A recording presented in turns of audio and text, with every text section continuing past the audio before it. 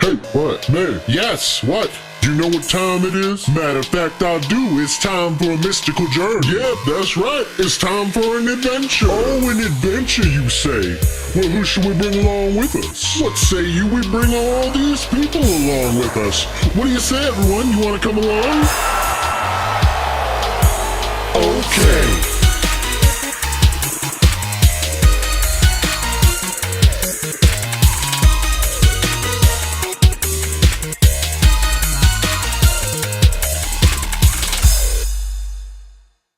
And welcome back to yet another edition of the Fringe Radio Show for the 31st of January in the year 2015. I hope everybody is having a great weekend. We have got one heck of a show lined up for you tonight.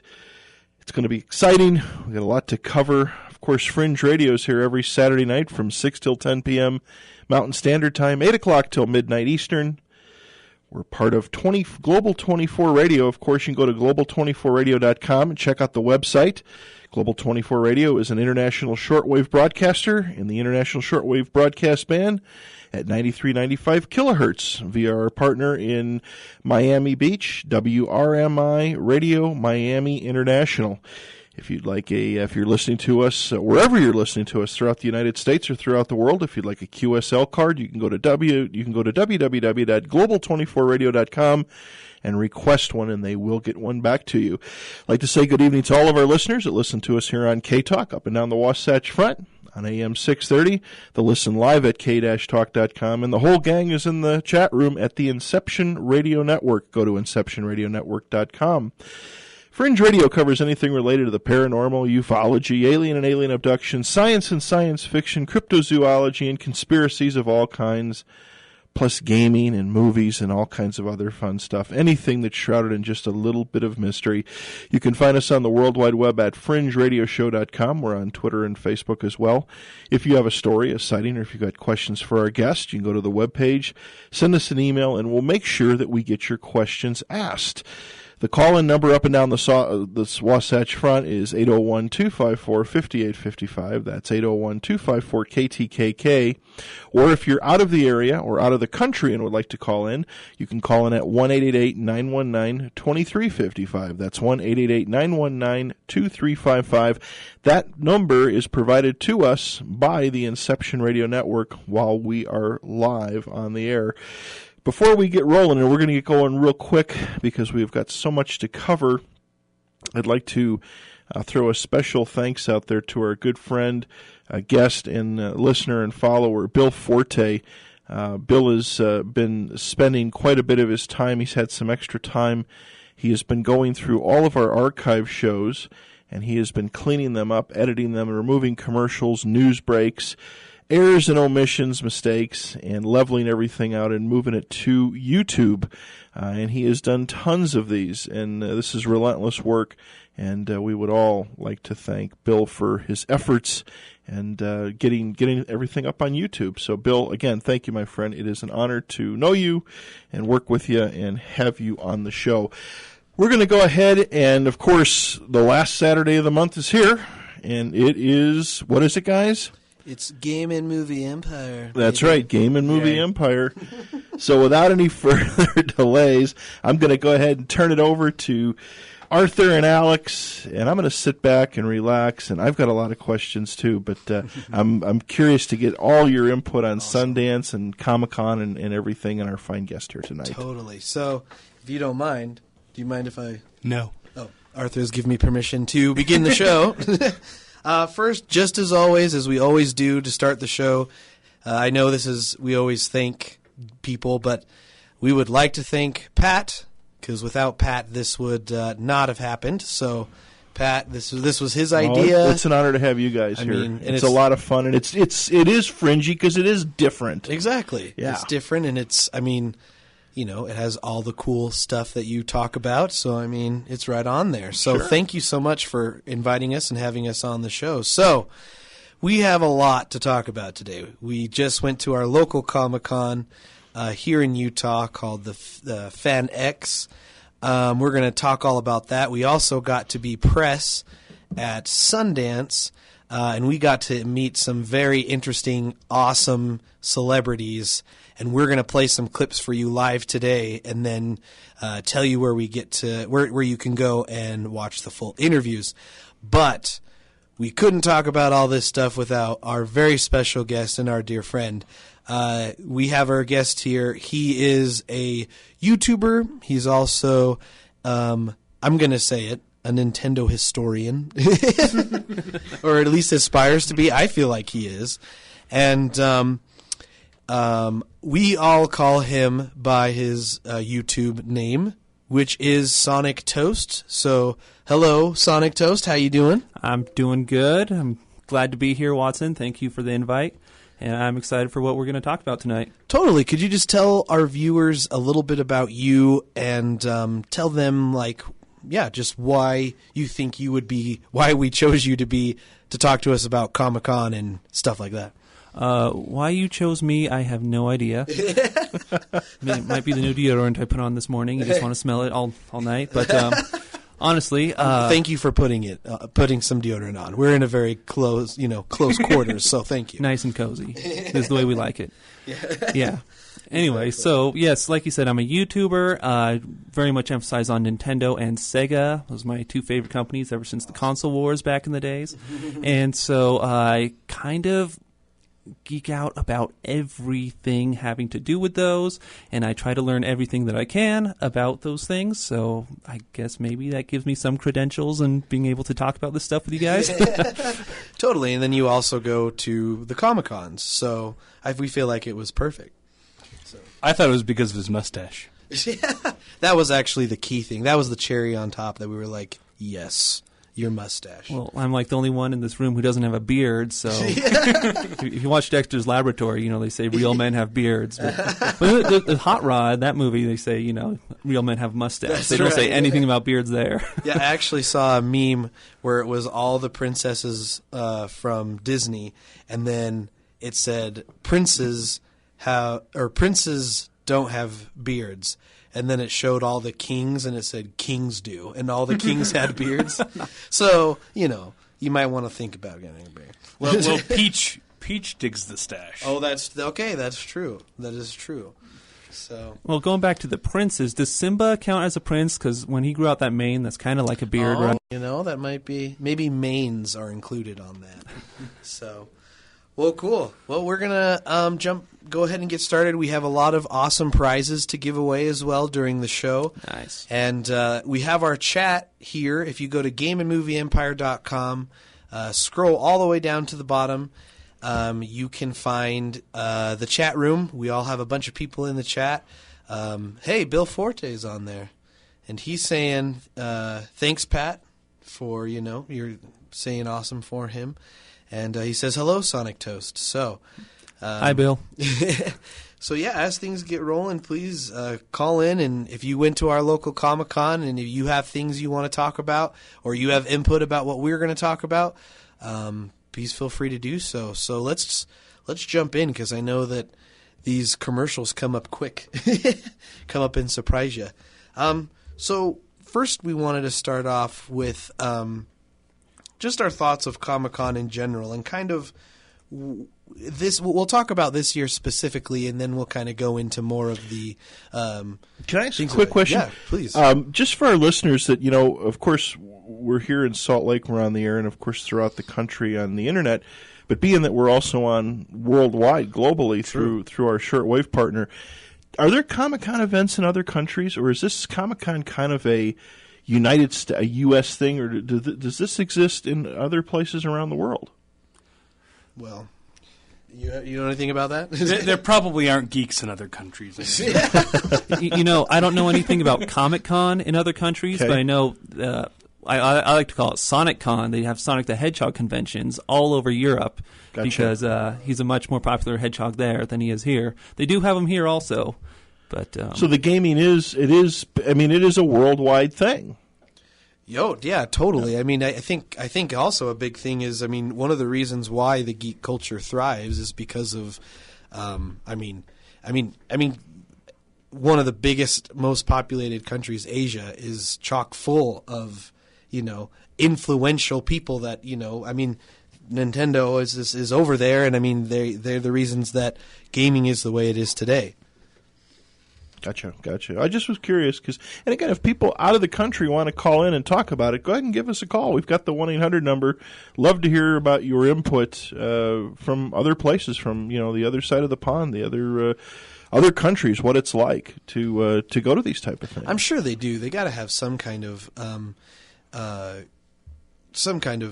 cons and stuff like that. So, but yeah, I haven't heard of any of them personally. They're so highly publicized here. So yeah, sorry, just curious. No, that's a really good question. We'll have to research that. Yeah. But for those who are listening in, Comic-Con is actually fairly new to us. Our local Comic-Con here in Salt Lake City. So it started about 2 years ago, I believe.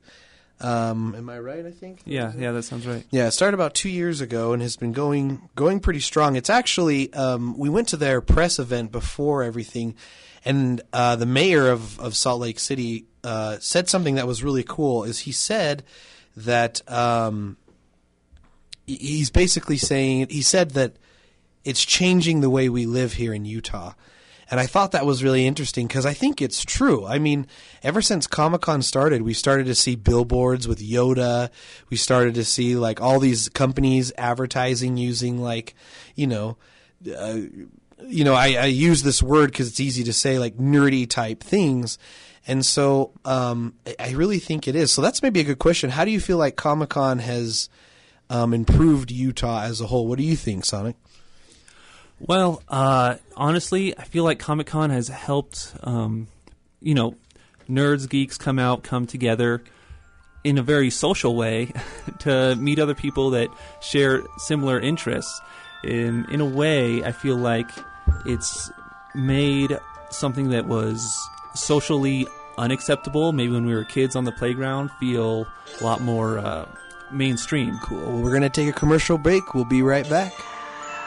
All right, everybody, and we are back. Fringe Radio presents the Game and Movie Empire Show. We are here with Pat, the man, the producer. We're also here with Arthur. That's me. I am Watson, or Waddy McFly, and we also have our special guest tonight here, Sonic Toast. Toast. There you go. So we were kind of interrupted a bit by the commercial, as we always are. We were talking about our local Comic-Con, and our mayor at the press event said that it's changing the way that us Utah people are living and experiencing. And Sonic was giving us a really cool insight, and we kind of got interrupted there. So let's go over again what you were saying. You were talking about the playground or something like that. Okay, well, this was my personal experience. When I was a kid, I would go to school wearing like a Ninja Turtle t-shirt. They were really big back in the day. Right. And just being tormented by everyone and anyone for liking Ninja Turtles. Same thing for wearing like a Mario t-shirt. Mm-hmm. Sure, everyone had a Nintendo back home. You go to school wearing the t-shirt, and they just start, heckling you for who knows what reason. You go to somewhere like Comic-Con, you see adults, you see kids, you see teenagers, whoever, dressed like Ninja Turtles, dressed like Nintendo characters, Star Wars, whatever. All these things that, whatever kind of people would make fun of a nerd or a geek on the playground. It's funny because now it's almost like if you don't wear those things, you could get made fun of. Or like if you're like, I don't like Ninja Turtles, I've seen people like, what? Like, what are you talking about? Or, I don't like Mario. Or they're like, what? Like, it kind of seems like, the nerds are becoming the cool kids. It's like, it's kind of interesting that's happened. Yeah, I would say it's definitely much more geek-friendly culture. Like, it wasn't so. But I think the internet kind of brings everyone together, and everyone just, like, kind of is like, yeah, we like this stuff, right? I mean. Yeah, I think what's also great, and I'm happy that the geek culture is becoming more popular, because I feel like the geek culture is more inviting. It is more accepting of other people's differences. And, I mean, people wear Deadpool costumes, and who cares if you're, white, African-American, Mexican? It doesn't matter. Like, you dress up and you show your love for what you love, and then you always find somebody that has that common ground. Oh, goodness. Did you guys see the Deadpool family at Comic-Con? No, that's awesome. Yeah, mom, dad, kids, all of them dressed like Deadpool. Well, that is... Yeah, little girl That with is a little great. bow on top of the Deadpool costume, is hilarious. That is great. I did see a family where it was like all Star Wars. So there was a sand person, a stormtrooper, and then I think Leia and then there was a Jawa. Like they had all the major characters. It was super, super awesome. So I'm going to go to the chat here, and I just want to acknowledge you guys here. Adam, this is his first time. Well, hello. I'm glad you're here. If someone told me they hadn't heard of Mario, I'd cry. I agree. It would be pretty terrible. Let's see. I think Donkey Kong was first, is what one say. What do you have to say about that?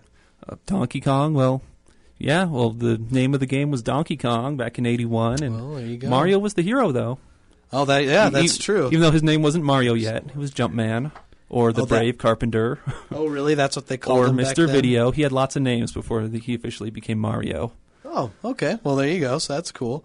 Awesome. Yeah, go ahead and jump on the chat if you want to keep talking to us. So, someone asked us any new movie. Oh, Bill asked us any new movies, games, etc. to look forward to. So I assume in 2014. Let's start with 15. you. It's 2015. 2015. I haven't done that yet. So we're almost in February, and this is my first mess up. So that's pretty cool. Yeah, let's start with you, Sonic. What are some games or movies that you're excited to see? Well, 2014 was amazing with the amount of games that we got. So honestly, I'm still trying to catch up with all those. What are you playing now? Well, Smash Brothers on Wii U, I wish I had more time. I've mainly been doing the 3DS version because you can play it on the go. Mm-hmm. But the Wii U version I got to catch up on. Captain Toad Treasure Tracker also is another fantastic one. And then there's Mario, or this might be 2013. It was Mario and Luigi Dream Team is one that I'm just hooked on right now. Nice. Okay. Awesome. Let's see. For me, what I'm excited for is the new Avengers movie. Also, obviously, there's a little movie coming out. It's just a little indie flick that's coming out in December. Star Wars. I don't know. Who Star knows what? about that? Oh, it's called Star Wars. Really? Yeah, it's a good one. I'll let you borrow mine. But yeah, I mean, let's see what else is coming up. What about? And then the new Zelda. I'm really excited for that. It's probably what's going to get me to the point of buying a Wii U. And the new Batman game. So, yeah. What about you, Fantastic Arthur? Four. Oh, the Fantastic Four. Yeah. Is that coming out this year? Yep. Oh, well, there you go July. then. Yeah, that's right. You showed me the trailer, remember? Yeah, the superheroes are taking over. Yeah. Yeah, I don't know. Let's see. I'm going to start with Jupiter Ascending just because I love the Wachowskis, and I'm really hopeful for Get to this see that movie. early. We hope. Wasn't that supposed to open in 2014? Did that get pushed off? It got pushed for some reason. And I don't know if there were like some reshoots or what exactly went on, but yeah, it was pushed like several months. So I don't know what that was about. But I mean, definitely the Avengers. I mean, man, I am really loving what Marvel is putting down lately. And, the games that have really been interesting me lately are these really cool, like, old school indie titles.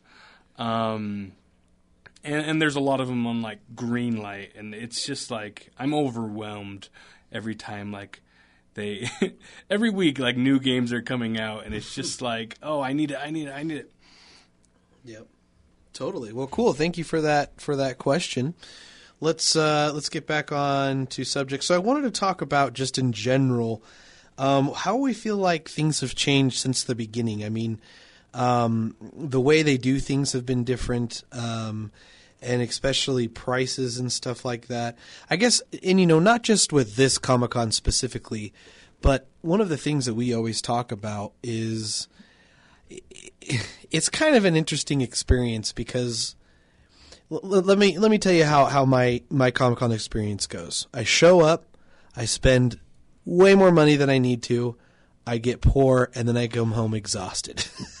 But I mean, like, it's just interesting. So how do you guys feel that how Comic-Con does its things with like pricing and like maybe like how they reveal their guests or things like that. What do you guys think? Personally, I think they're doing a really good job with the hype, how they're saving some of the guest announcements, panel announcements until like the day of, few days before. That's always exciting, keeps you going back to the Facebook page. I think that's a really good way to do it because it makes it so it's something I guess it makes it so it's something we're looking forward to, all the time. Go ahead. I was going to say, I think they do a really good job of always having something to talk about and always having a social presence online. And I think that's really good for an organization like that.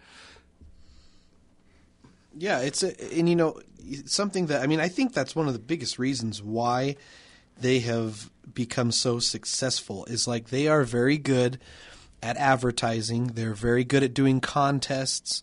And I think it's good of them that they give out so many free tickets. Like I think they do so many like Twitter contests. They do so many Facebook contests. And, for the most part, they've been pretty accommodating and things to their fans. So how do you feel like their selection of before we get to celebrities, let's talk about like artists. How do you guys feel like their artists and things like that? How do you feel like their selection when it comes to that? Personally, I don't pay too much attention to the artists. Last year, I did buy a couple of posters that an artist did. I just thought were incredible. Mm-hmm. But besides that, the celebrities kind of take front and center. Yeah, they tend to do that. Now, me and Arthur, we spend quite a bit of time looking at all the artist stuff. So what about you? What do you think? Well, I feel like a kid in a candy store. You're like, oh my gosh, I don't have a print like this. I don't have this. And I like more kind of a realistic style of art.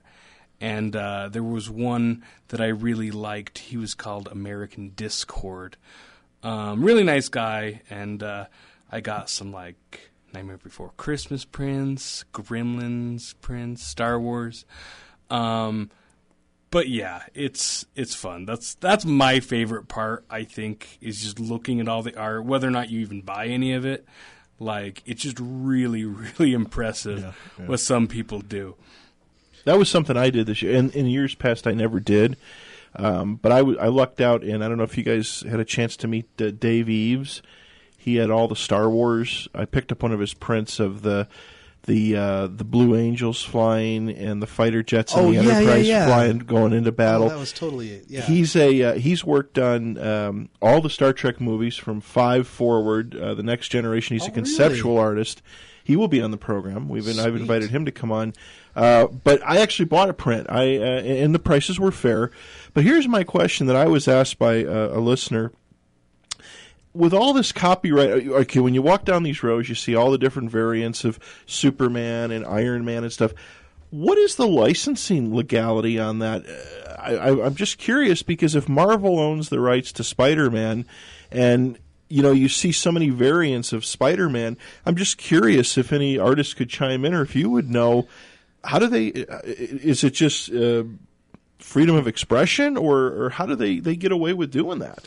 Well, really, as long as they create it 100%, then it's theirs. It's okay. Yeah, okay. If they take a clip from the movie, or if they take one of the comic books, they can even re-sketch from a comic book. But if they take a page from their comic book and don't alter it in any way and try and sell it off as their own, that's when it becomes an issue. Gotcha. So that's why there's so many variants and stuff like that. So as long as and even on YouTube, there's tons of artists drawing their own. I saw a Doctor Who Back to the Future mashup, and it was all animated, but they used, but because it was animated, and it was fine. So, what, are you going to say something? Sorry. Well, I was just speaking of mashups, I really love mashup. There's one really cool one that was And you're talking about art? Yes, art mashups, I should say. There's one really cool one that was like Link as Luke Skywalker. Oh, nice. Where was that one? I wanted that one. Well, it was in the T-shirts actually. Oh, okay. But even cooler. yeah, well, yeah, obviously. But there's one that I got last time that was Darth Vader fighting aliens from Ridley Scott's Alien. That one's and awesome. I just love that. Do you have like a favorite mashup that you saw or that you like, Sonic Toast? Oh boy, on the spot here, I'm trying to think now. Well, Nintendo mashes up everything, so I guess that makes it easy for you. Yeah. Nothing comes to mind immediately. Well, but you're easy on that one. Like I said, because everything's already mashed up. Like with my art, and I really like that they're very big on. I mean, we had Chris Bodley here not too long ago, and he had his own booth, and it was awesome. I really like the abstract. Like I like seeing. I really love seeing the Final Supper. But instead of Final Supper, it's like the crew from Serenity. Or, I really like, let's see, this time I bought a Doctor Who from Chris Bodley where it was him and it was the comic book strip. And then I've also, what else did I get? Oh, and I got these really awesome, this guy takes these records and spray paints on them and he makes I got a Doc Brown one where it's his face when he's just saw his DeLorean travel back in time and he's like, holy crap. Oh, actually went to the future. But yeah, anyways, so I got, what I really like is I really like the art. I think that's my favorite. The floor in general is my favorite because you're surrounded by all this art. You're surrounded by all these people that have awesome costumes. You do have those annoying people that are trying to get you to go on a cruise or trying to get you to sign up for their thing, and But overall, I really, really, really enjoy that. So, and I think the prices, as far as what the vendors were charging, was definitely better. I mean, some of the artwork was really crazy off the wall. But a lot of the newer vendors, and even like Dave, $10 for a big print wasn't bad. Oh yeah, it seemed like it was quite a bit more affordable this year versus the other events. Yeah, and another cool thing about having these guys come and they're the artists, they're the ones selling it. The cool thing about that is that they get to do tons of cool like this guy who sold me the records was like, dude, I was so into him. He's like, look, man, if you really want to buy these, he's like, I'll throw in this free magnet and I'll throw in an extra record for you.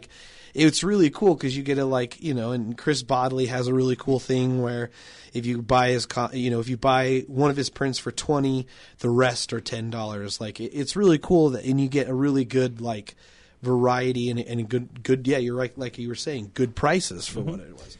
Yeah, they're very generous. I found I just got 2 or 3 free prints when I bought a couple sets from one of the vendors. I think the reason that they're so aggressive with their pricing is probably because it's just there's so much competition, so many artists. I mean, there's a lot of variety as well, which is good. But yeah. So it is time for a commercial break. We will be back in just a few minutes. As well as Sonic Toast. Yabba dabba doo. And we were talking about Comic-Con here locally in Utah.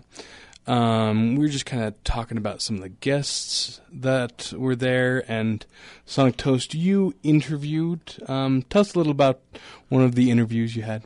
Okay, well, actually, I only did have one interview, but it was so good I felt like I could only go downhill from there. So anyway, I got to interview Rob Paulson. For those of you who don't know who that is, he was Yakko in the Animaniacs. He was also Dr. Scratch and Sniff in that same show. He did the voice of Pinky in Pinky and the Brain.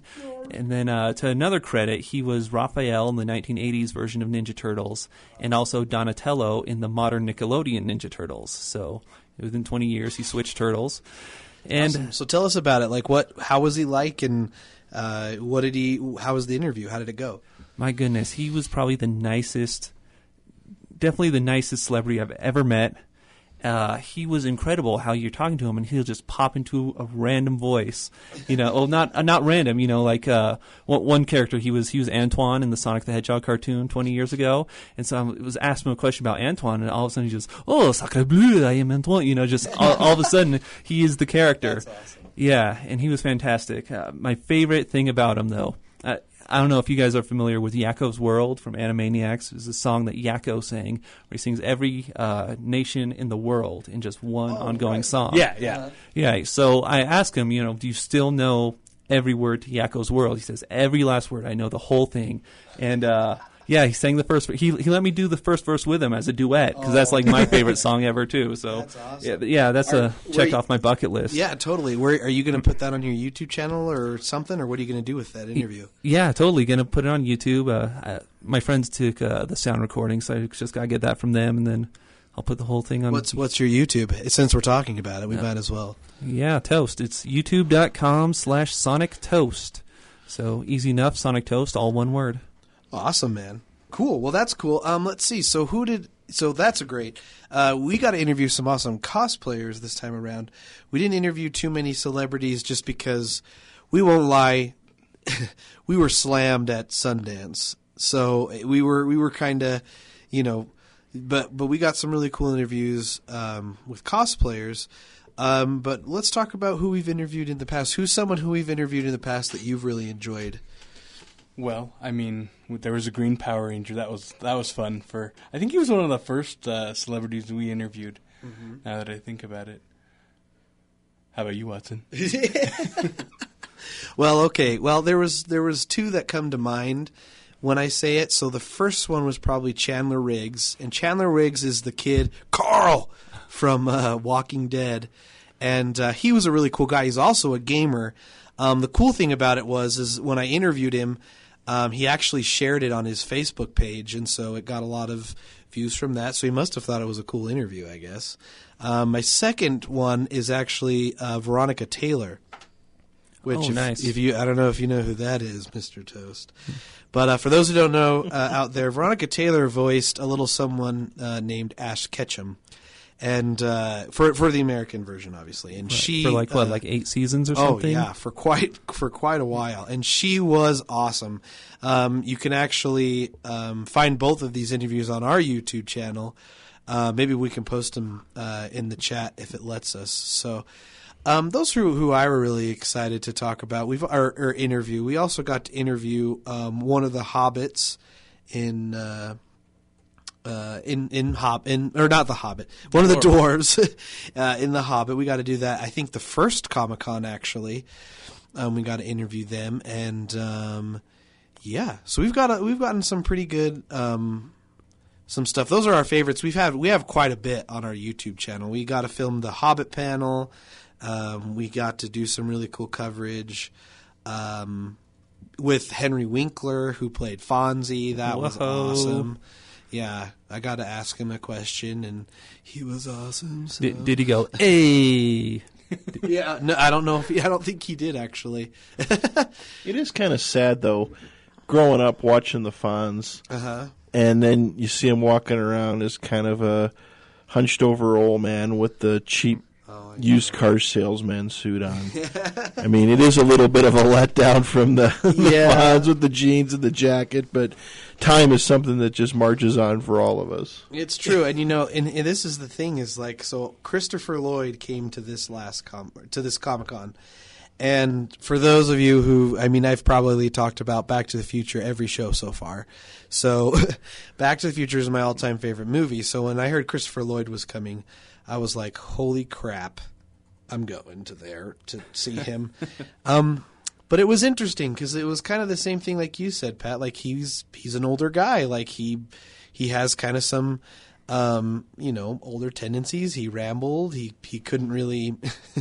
The great thing probably was during the Christopher Lloyd panel, he did say that if there was a Back to the Future 4 or any kind of Back to the Future something, that he would do it. That was pretty awesome.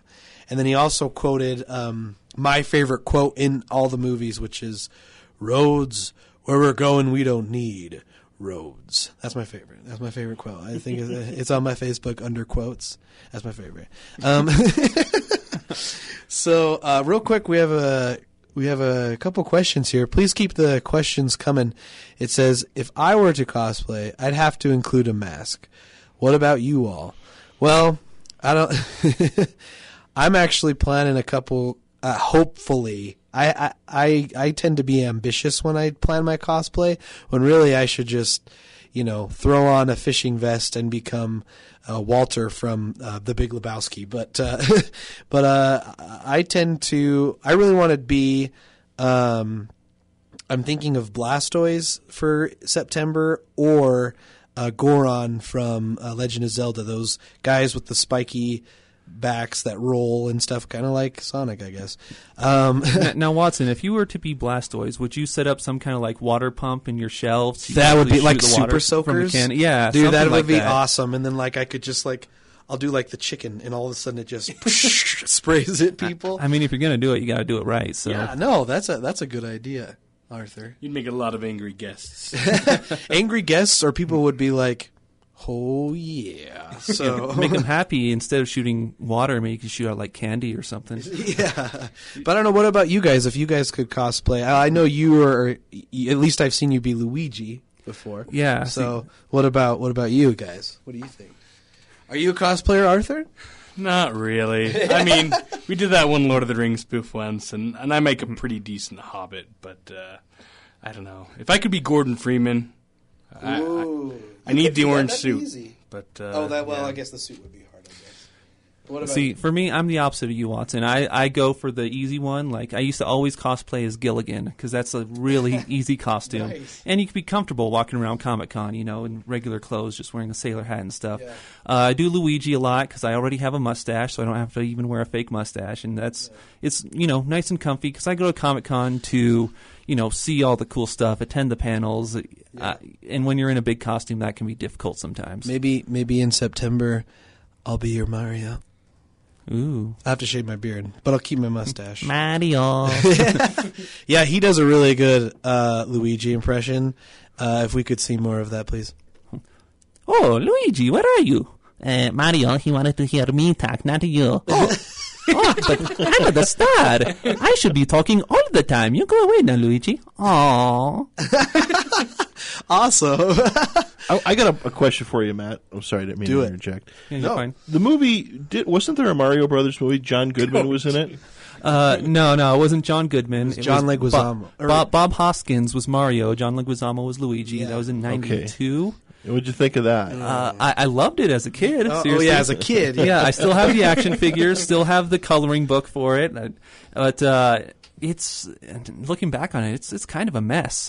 Yeah. Real mess of a movie. Is there collectability to Mario Brothers and the stuff? Is there collectability to that? Is there SONICTOAST? Is there collectability? That's a great question to ask. Yeah, goodness, toast, rabbits, hippos. There is a ton of Mario stuff out there. You got to be careful because since it is a Japanese franchise, there's a ton of bootlegs out there of Mario stuff. But when you get the legit stuff, it can really go up in value. Like there was Mario Kart 64. It was like one of the biggest Mario games of the N64 period, and they made action figures. They sold them at Toys R Us. They were about $6 or $7 each, and now if you find those in the box, they're in the hundreds, hundreds of dollars. Yeah, I went to Graywell. Is that where we went? I was trying to get a guy was looking for and we'll get to this, but a guy was looking for. Well, basically, I was looking for the Ocarina of Time for the 3DS, and that's becoming. I mean, it came out and it was $39.99, and now it's like $49.99 because it's so popular. But he said that he wanted he wanted Super Smash Brothers for the 64. In exchange for his Ocarina of Time, and wait for the 3DS version of Ocarina of Time, he wanted. Yeah, that's what he wanted. He's crazy, man. Well, we went to Graywell because they said they had one, and it was $59.99, a price of a brand new console, or this gen console, and I was like. But luckily, he was an awesome guy, and he worked out a cool deal with me. So, and I ended up getting it. So, but it was just crazy to think that a game that was made like over 10 years ago now, I think. Maybe that's a little early. But What are you talking about? Smash Brothers or Smash Ocarina of Brothers, Time? yeah, Smash Brothers. Yeah. It's still as much as a price of a game that came out now. Yeah, even though you can just download it on your Wii for like $10 or something. Yeah, but it's not the same as owning it in your hands in plastic. Yeah. So, Sonic Toast, could you tell us a little about, like, I assume you have a collection, right, of sorts? Yeah, a pretty healthy one, I might say. Let's hear about it. Okay, we're talking about Mario still.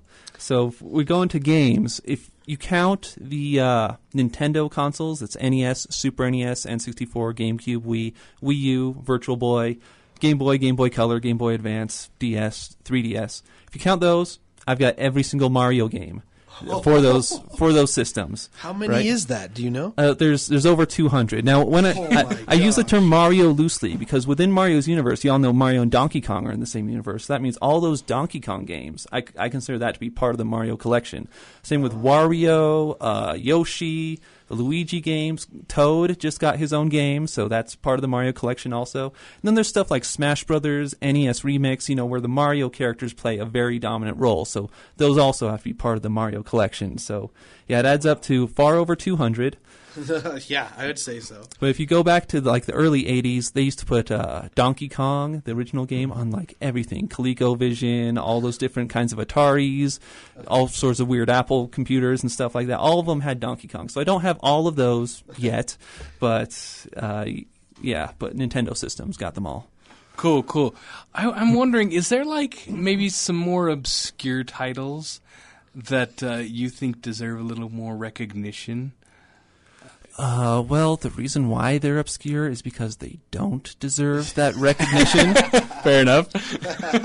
One that's really popular online is called Hotel Mario, which was for the Philips CDI system. Nintendo had a deal with them to where they could make a Mario game, and I have the game, but I don't have a CDI to play it on. But apparently it's atrocious, and it has all these animated cutscenes with just terrible voice acting. You see it online. Princess Peach is voiced by a man. You can tell it's a man just going, "Oh, Mario, thank you." That's what it sounds like. Oh, man, is there one piece of something that you really want that is just like, yeah, what is there one thing that you're still looking for that you really want? One specific thing? Or well, you can name a few if you'd like. Oh man, excuse me, sorry. Anything specific, you just slap the Mario brand on anything and it's automatically gold to me. So one thing I did spot at Comic-Con was a lamp of King Boo. He's the final boss in Luigi's Mansion. Mm-hmm. And so it's like a ceramic King Boo, and you turn it on, he lights up. The whole character lights up. It was really cool looking. Awesome. So really anything is something that you want. Sure. Is there a Mario comic book? There is not a Mario comic book. Back in the Nintendo Power days and stuff, they did some Mario comics in that, but that's about it. Cool. We're getting close to a commercial here, but let's did you have something you wanted to say? Well, I was just thinking that maybe this is just me. I thought Luigi's Mansion was a little underappreciated. I loved it. I loved it, but it took me a long time to get into it. Well, Sorry, have you Luigi. played the sequel? Have you played the sequel? I on haven't. 3DS? I don't have a 3DS. Oh, There's a sequel on the 3DS. there is a sequel on the 3DS. I'm very new to handheld Nintendo, and we're going to get into that in this next hour. But I'm really excited about all these awesome games that are coming. All right, so we have about 2 minutes, I believe, before we go to commercial. Oh my! How about a question Let for me touch you? this. This is from Yes, please. This is from Red on the other side of the pond. Oh. Red says, "Didn't Yoshi have his own game?" Yoshi has had a handful of games. Okay. Many of which it's Yoshi and Mario partnered, but Yoshi still has the title credit for some reason. It's called like Yoshi Safari or Yoshi Cookie and stuff like that. But yeah, there are a handful of Yoshi adventure games. I think Yoshi's Story is the only one where he's solo without Mario. Didn't they just make one with? And I might be wrong. Didn't they make one for the Wii U that's a Yoshi game? Yoshi's Woolly World. It actually has been postponed. It was supposed to be last year. Gotcha. But they did a stage for it in Smash Brothers already, which is pretty cool. Oh, okay, For a game cool. that's not even released yet. Wow, that's awesome. I think, let's see, do we have any more questions in here? We can't get into too something because we're about to go to a break. Adam says, Super Mario RPG, I need. not too rare, but very awesome. What do you feel about Super Mario RPG? I know how you feel about it. What do you feel about it? Personally, I'm not huge into RPGs. I haven't beaten Super Mario RPG. I'm like halfway through. I think I'm halfway through. It's a hard game. But yeah, I've got it on my Wii Virtual Console, and I also have the cartridge, of course. I kind of prefer it on the Wii because it's easier to just boot it up rather than hook up the SNES. Yeah. How do you feel about it? Well, I prefer the RPG light stuff because I'm not into RPGs either. I really love Mario and Luigi Superstar. I don't know if you've played those ones. Oh yeah, those are fun. But they're so funny, so fun, and yeah, really cool games.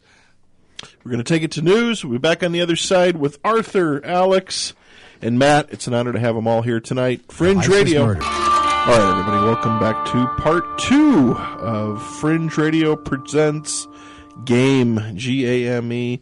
The whole gang's in the studio here tonight. Want to thank everybody for tuning in. Of course, Fringe Radio is here every Saturday night from 6 till 10 p.m., 8 till midnight Eastern Time. You can find us on Global 24 Radio at KTKKAM 630 here in Sandy, Salt Lake City. The Listen Live link at k-talk.com. And, of course, we're always live on the Inception Radio Network. Again, I want to take time. I want to thank Bill Forte from all of us here for all the work and effort that he is putting in to move the archives they're going to continue to be on the Fringe Radio site and K-Talk site, but he is loading everything up to YouTube, including all the game shows as well. So again, Bill, my thanks to you. We're going to get rolling right back in again with Matt and Arthur and Alex.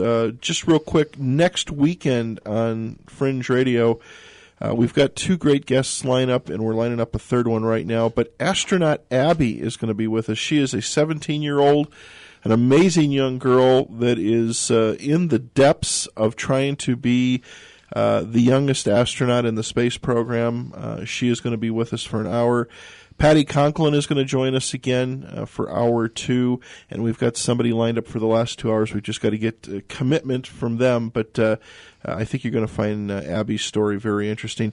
On the 14th, Valentine's Day, don't forget your sweetheart, but Bob Davis will be here with us, and Peter Davenport. So we've got a lot of great guests lined up for the month of February. But speaking of great guests, let's get back to Matt, who we are honored to have here. Matt, thank you again so much for giving us your evening. Yeah, thanks for having me. Go ahead, guys. Take over. Okay. Ruby Bears. Okay. All right. Well, before we get too far here, we just got to say thank you guys for your support. Once again, we got to thank Pat for this was all his idea. Tune into his show every Saturday. He's got awesome, like he said, he's already announced all these awesome guests that he has. So please tune in. Without him, this show wouldn't exist. So. We would also like to thank Courtney from Utah Gamers. Yes, Courtney, thank you so much for everything that you do and for really helping us promote this show. And you are so awesome. So, period. If you ever want us to say something on here, we'll do it for you. So, all right. We are going to give away some prizes. So, now real quick, how these prizes work. The best way to get a prize calling in. That's the fastest way to get a prize. So you can also message. You can also do in the chat, but that's the best way to get the prize. Or you can email me at watson@JWATproductions.com, and that's JWAT1T Productions.com. We're going to give away our Redbox rentals. This is 6 Redbox rentals you get. So we're going to ask a trivia question. Like I said, the people who call in get priority, and that number is 801-254-5855 for everyone here in Utah. And then, so get that number ready for when we ask the question, and also the number for anyone out of state or out of country, I believe you said, right, Pat? Yes, anybody. It's 1-888-919-2355. So, the question is for the Redbox Rentals, what is going to be the title of the spin-off series from Breaking Bad? So once again, what is the title, or what's going to be the title, of the spin-off series of Breaking Bad? All right, and the number locally is 801-254-5855. I'm going to repeat that. 801-254-5855. And for the rest of you that are not local, the number is 1-888-919-2355. Once more, 1-888-919-2355. Awesome. So Arthur was kind enough to... You want to take a call? You already got Oh, we already got a call. Let's Wow, see. that was quick. Yep. Okay. Caller, good evening. Welcome to Game. Okay. Can you hear me? Caller, are you there? Can you hear me? Hello? Hello, caller. Hello, hello. Can you hear me? Oh. Well, if you called, and hopefully you can call back. Yeah. Well, that's sorry. Well, whoever it was, Let's they try it really again. quick. Let's see what Let's see. We got to Caller, are you there? I can hear you guys. Can you hear me? Maybe it's a ghost. Hello, hello. Hello, hello, hello. Nobody there. Hello, hello, hello, hello. All right. Well, you can still get in there and give us a call. It's still up for grabs. All right. Well, we're going to continue with the show until we get someone on there who asks us a question. So we're going to talk about, or Arthur's going to talk about what we're going to talk about. All right, well, we're talking about Nintendo. Let's try it again. Okay, last chance. All right, caller, welcome to Game. All right, can you hear me this time? Let's try it again. You there, caller? Yeah, I'm here. Okay, There we gotcha. go. Nice. Yay! Sorry, technology at its best. We're so okay. happy to hear you. Yeah. So, hey, caller, what's your name? My name is Adam. Hey, Adam, how's it going? Are you the same Adam on the chat? I am not, no. Oh, wow. All right, cool. We got two Adams listening on here. That's awesome. So are you here to ask a question, or are you here to answer the trivia? I'm here to answer that trivia question. Awesome. What's your I answer? believe it's called Better Call Saul. Nice, my friend. Awesome. Congratulations. Yep, you won the red box. So what we need you to do is shoot me an email. So Watson, WATSON, at JWATproductions.com. That's JWAT and then productions.com. Just shoot me an email and say, hey, man, I'm Adam. I was the one who answered the question. And, yeah, and then we'll get in touch with you and get you those Redbox rentals. Sound good, man? Yeah, can you give me that email one more time? Yes, of course. Watson, so WATSON, at JWAT, JWAT, just one T, Okay. and then productions.com. Okay, thank you very much. All right. Thanks, Adam. Thanks for Okay. supporting the show. You have a good night. Yeah, you too. All right. Bye-bye. Take care, thanks. Got another caller lined up. All right, let's see. Yeah, we got another caller. Caller, good evening. Welcome to Game. Hello, caller. Oh. Cricket noises. All right. Well, maybe they hang up because maybe they were trying to get the prizes. So, all right. Well, thanks, Adam, for that. You were awesome. So let's. Sorry, Arthur. What were you talking about? All right, so sorry about that. No, sorry, we gave away prizes. No, we're sorry about our phones. We're not sorry about the prizes. But anyway, so for those that are just joining us, I'm Arthur. I'm here with Watson and Sonic Toast or Matt. Whatever you prefer. Whatever you want to call me. Rabbits. Get both. Just not Shirley. But anyway, what we... Yeah, you got it. What we are going to talk about now, well, still more, is Nintendo. So let's just start off the bat, kind of like... This will be redundant, maybe. Favorite characters. Let's start with that. Favorite characters? Yeah. Okay, well, I'm going to have to go with Link. I mean, when I first played Legend of Zelda Ocarina of Time as a kid, it just blew my mind. And it really was one of the games that opened my mind to things. So, and I just love that you can put so much personality into a character that doesn't talk.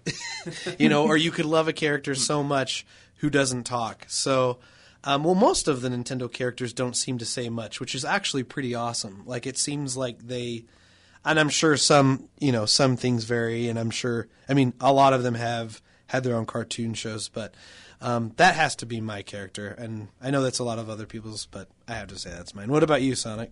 Well, of course, I got to go with Luigi, mainly because I have older brothers. So growing up with an NES, I was always player 2, if I could get my hands on a control at all. So, I just grew to love Luigi because of that. Awesome. That's a good one. What about you, Arthur? Cool. Well, I probably would have said Link, but that's okay. I think I'm going to go with Yoshi then. Like, but I really loved Yoshi's Island, like the original one. Like, that game is still the best. So, yeah. Bum, bada, bum, bada, bum, bum. Beginning of every level. There you go. Awesome. Could we talk about maybe some of our favorite games? I guess that goes along with our favorite characters. Let's start with Sonic Toast. All right. Well, favorite game. If you want to wait for a couple hours while he says no. Yeah, that's a majorly loaded question there. Are we sticking to just Nintendo strictly? Yes, Nintendo strictly. Okay, so I won't go into the Sega realm then. But, one of my favorites, it was one that actually gets a lot of crap from people, is Super Mario Brothers 2, where you pull out the vegetables. I remember when that game was brand new. I don't even remember how old I was, but we were watching my dad play for the first time, and he pulled the potion out and threw the potion, and it created a door, and my mind was just blown from there on. Like, wow, you can make a door from a potion. Yeah. And from there on, I was just sold on the entire Mario franchise. Yeah, I think it's interesting that there's, things that mean to us in our childhood, like everyone's like, oh, that was a terrible movie, or that was a terrible game, but sometimes terrible movies or terrible games or, mean a lot to us growing up, and that tends to happen a lot, so... Oh, for sure. I mean, like a game that currently, which is considered a really terrible game, is Sonic Boom that just came out for the Wii U, and my kids just love it. Oh, there you go. They cannot wait to play Sonic Boom. What do you think, though? Oh, boy. That well, yeah. I'll just say there's been better Sonic games. Okay. It's not the worst. It's not the worst Sonic game. It definitely has some good points. Yeah. What about you, Arthur? Well, I want to get a little nostalgic, if that's okay. Is that all right? Of course. Yeah. So, A little smooth there. we need a saxophone for this.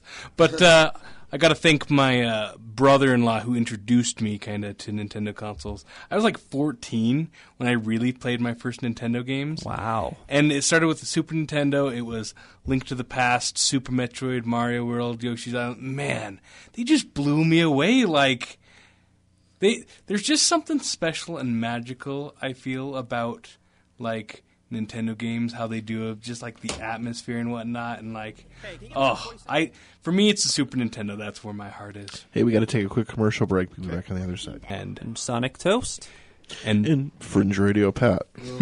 Awesome. We were getting a little nostalgic, and we were talking about our favorite Nintendo games. We're just going to share some of the games that people in the chat put up. Give me just a second. All right, so let's see. We have Ness from Earthbound. Oh, Earthbound, nice. Great game. You should play Citizens of Earth.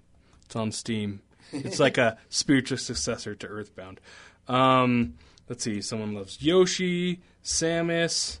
So yeah, I mean, Nintendo really does create a lot of like memorable characters. Well, definitely. And I think it's I haven't said what my favorite game is. It's not going to be a too big surprising one, but I mean, Ocarina of Time is probably my favorite. However, when I played Wind Waker for the first time, that was amazing. I'm really into Zelda. Like I am a huge fan. But I mean, I played the Samus. I've played the Samus, Metroid.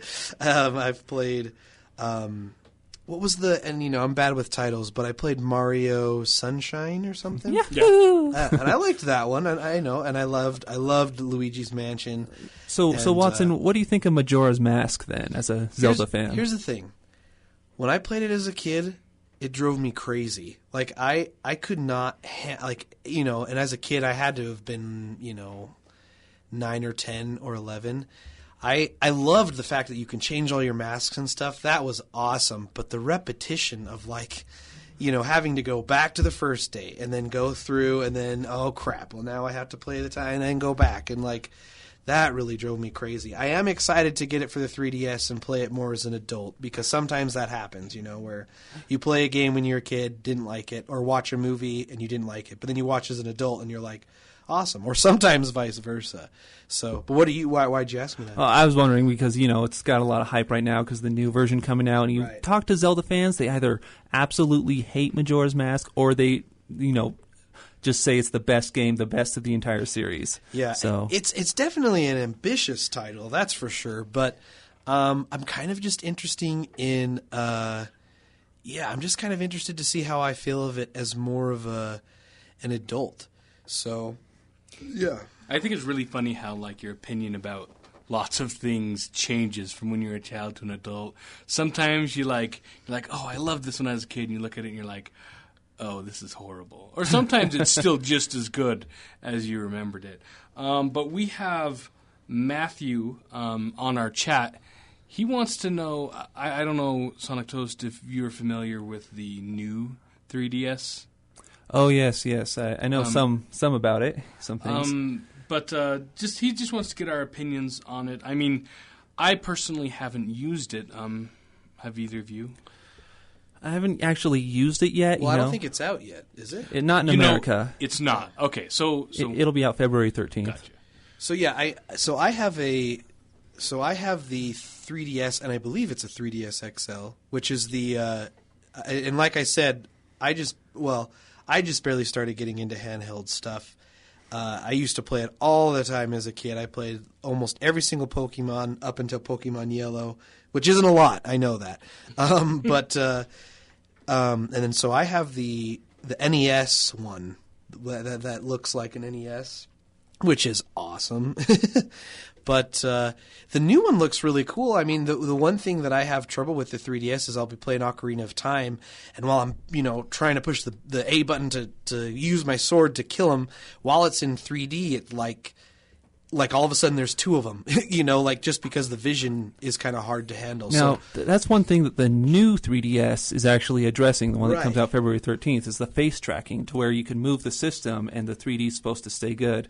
Yeah. Now, and what I also liked about it is it talked about controlling the brightness of it depending on... So that's also an So there's optional thing. a light sensor on it? Yeah, something like that. Yeah. So. Well, one thing I heard one reviewer saying, it actually takes a second. Like, if you move the 3DS, it'll take a second, it'll look off, then it will jump back to being 3D to your eyes. But, it's nice that they are making those improvements still. Yeah, totally. Like I said, that's cool. It sounds like that Nintendo is listening to their consumers, that is an issue. And I watched the Nintendo Direct where they're like, we heard you. You said that, sometimes you just turn off the 3D because it's really hard to view sometimes, like, what I was saying. But I'm really excited to try it out. I just got a 3DS, so I probably won't get the new one, at least for a little while. But, yeah, I mean, I'm excited. Well, I just love how Nintendo, they're always constantly updating their hardware. Sometimes just little things at a time, but for me, the original DS Lite, I really loved that one. That was a great system. And that was a huge upgrade from the first DS before that. Oh, yeah, definitely. So, yeah, I mean, is it worth getting a new 3DS just for that? I don't know. I guess depending. Maybe wait till the more reviews. Or Yeah, well, there are going to be some games that will be exclusive to the new 3DS. Really? I didn't know that. Yeah, Xenoblade Chronicles, which is a remake of a Wii game, that will be exclusive. But, I'm not jumping on it until, they make a Mario game or something like that exclusive to it. Then maybe You'll have to. Yeah, exactly, exactly. The thing that has me scratching my head is just the marketing. Like in Japan and in other countries, they did the standard 3DS size with changeable faceplates, so you could put your favorite character on, awesome. Right? And in America, they're only doing the XL version that does not have the changeable faceplates. I just wonder, because the Amiibos, those are selling like crazy in the U.S. Yeah. And you'd think the same fans, who are buying 100 Amiibos would buy 100 faceplates, to switch out on their 3DS. Awesome, well, I think it was more of an issue with the size. Like maybe Americans like the bigger size screen. But for some reason, they don't have the changeable faceplates on the bigger ones, which I think is kind of a shame. Yeah. Totally, but that this brings us up into our next topic about Nintendo. Maybe about a year and a half ago or so, Nintendo was getting into a little bit of trouble. And sorry, Pat, were you? Oh, I thought you were motioning us while we were talking about Nintendo here for a sec. Nintendo was getting into some financial trouble. They released the Wii U. They were coming out with saying that they were doing, people were starting to saying they're not doing so well. How do we feel? Because now it seems like Nintendo is starting to climb back to the top. In fact, in a lot of cases, it is on top. What do we feel like? What did they do to make that change? First, let's start off with why do we feel they were kind of in a rum, if we feel like they were, and what they've done to kind of get back on the horse, with lack of a better term. Seriously, I think they were really quick to release the Wii U because I guess they wanted to get that jump start on the PlayStation 4 or whatever, the new systems. And yeah, they were out a year earlier. The problem was they didn't have any super amazing games for it. There wasn't a whole lot of reason to get a Wii U at first. But you got to hand it to Nintendo. They are very much big emphasizers on quality. Totally. Super Mario 3D World that came out last year, that is just an amazing Wii U game, and I'm glad they took the time on it that they did to make it what it is. Yeah, and I think their quality is what sets them apart. No offense to other companies, but some offense. I mean, if you're going to send out a game that isn't quite finished yet. Yeah, you're right. Yeah, Sonic Boom. Take offense, but yeah, really, they do a good job, and I don't mind the wait because you think to yourself, okay, we know it's going to be a great game. So yeah, but I think that's the problem with every console launch. I mean, here was my thing. And I take pride in knowing a lot about video games and things like that. I barely knew that the 3DS was that the Wii U was out. I barely found out. I just don't feel like they marketed it very well. Of here's our new console. This is the new thing. I was wow, that finding out that it was a new console. Because even then, it kind of looked a lot like the Wii, and so don't get me wrong, I really, really have enjoyed seeing what they've done with the Wii U. But I agree, really, you can't really release a console if there's nothing to play on it with, and so I feel like they are doing a lot better at that and a lot better at working with things. And I think another good thing is that they really embrace the culture that they've made, And, I'm sure you know more about this, Toast, than me, but, I mean, it just seems like I love their little humor that they do and, their excuse me, in their Nintendo Directs, and I love everything they do with just their fans. I think it's pretty awesome. Besides the little incidents that they do with monetization on YouTube. But, it has to be something that's there. We have a question here. Speaking of actually YouTube and Nintendo. Yeah, how rabbits. Do we? So Tyler says on the chat. He says, "Have you heard about Nintendo's new rule about YouTube?" Which I am assuming is what I just mentioned. I guess, how do you guys feel about their rules as far as Nintendo goes? I'm going to say that it's within their right to kind of. So for those that don't know, and correct me if I'm wrong. Essentially, Nintendo says, hey, if you want to get monetization from our content, then you kind of have to go through us and partner with them, and then they take a cut of that. And it's within their right because they own the stuff, and maybe in some ways they're just trying to protect their properties, I wonder. But I don't know if I don't love it. Let's just say that. Personally, let me put my 2 cents on this. Please. Now, I do a lot of YouTube videos, and they're all, very much Nintendo-oriented, Nintendo or Sega. And, when I was with monetizing my videos through Google AdSense, I was always having this problem where if I threw in, the Mario Brothers theme in the background, it would automatically get flagged. I think it's something automated that catches that song and says it's owned by so-and-so, so I can't monetize, right? But they would still keep the ads on the video, and I would not get any revenue for it. So that would happen no matter what. I think with Nintendo's new program, if I were to do that, I would get a portion of that monetization, which is nice because, my viewers are watching the ads anyway. So I think it could be a good thing in that sense. I think you make a very good point. Touche. Yeah, toast. Yeah.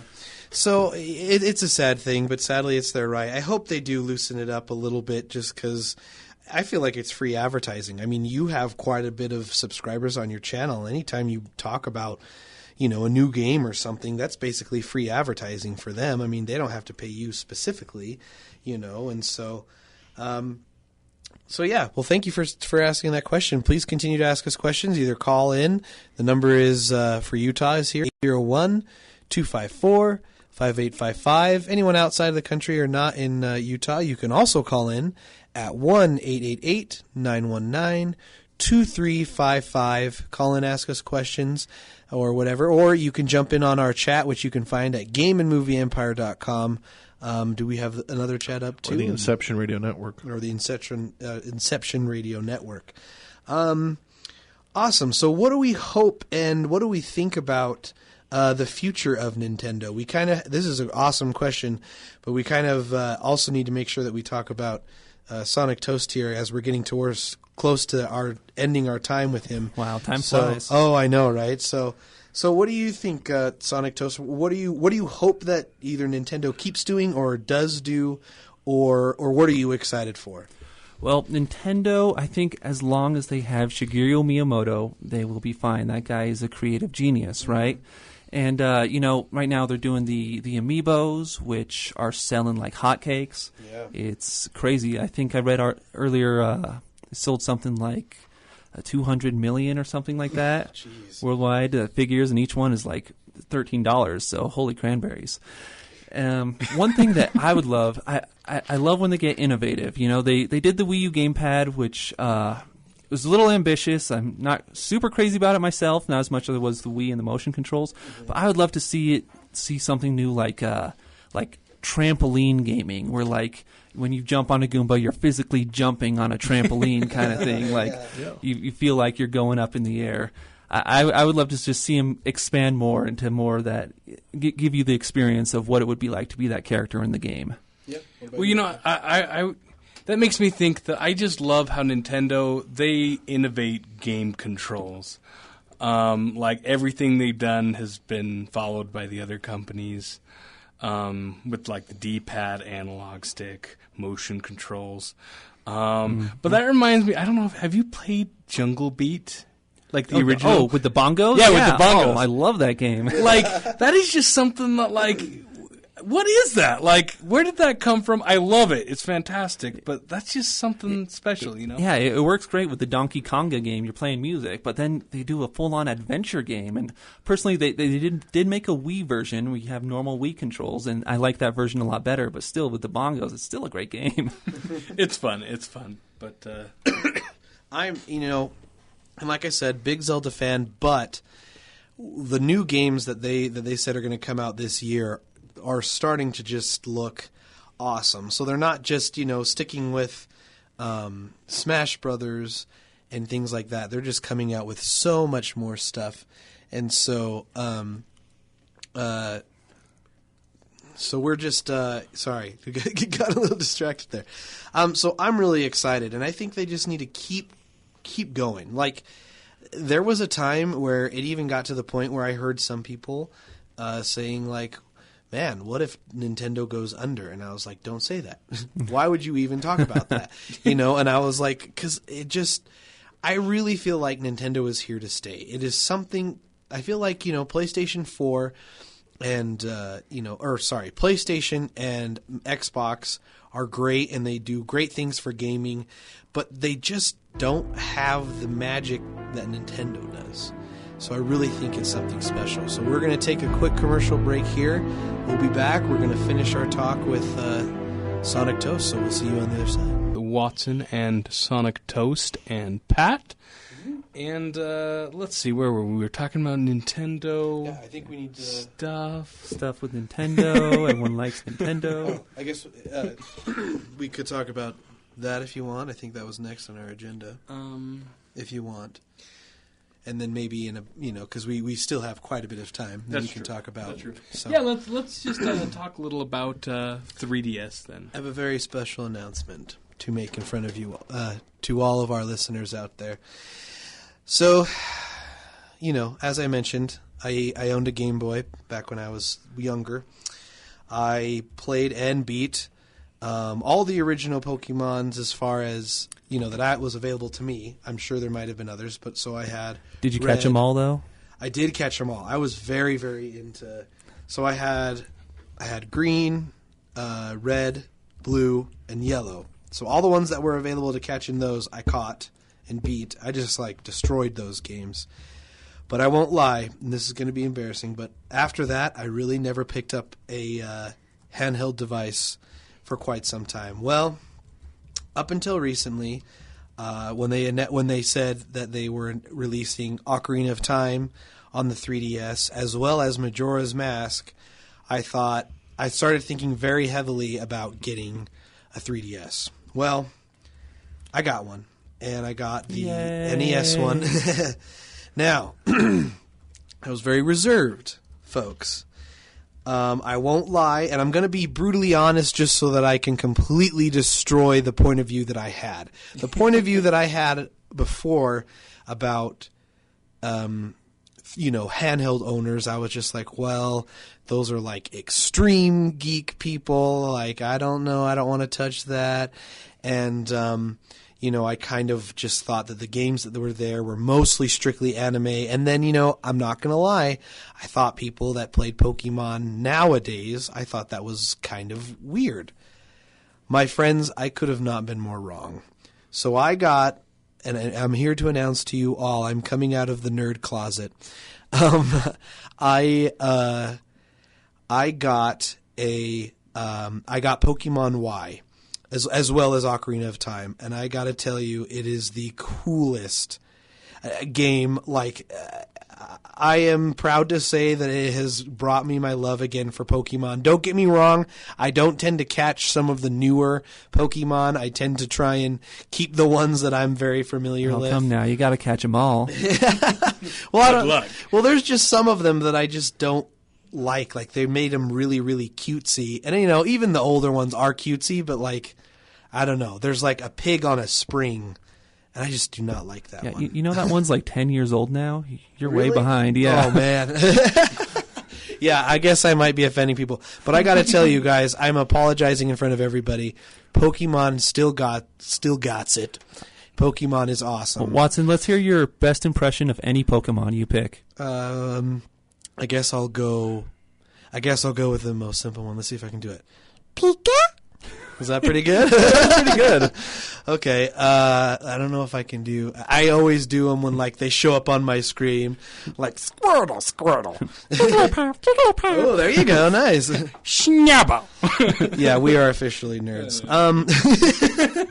But so I'm proud to say. So I kind of wanted to talk about handheld gaming and 3DS, and just if you are not gaming on a 3DS or some kind of I have a lot of experience in PSP and Vita, and those are great things, but they never were enough that I was yes, I want them.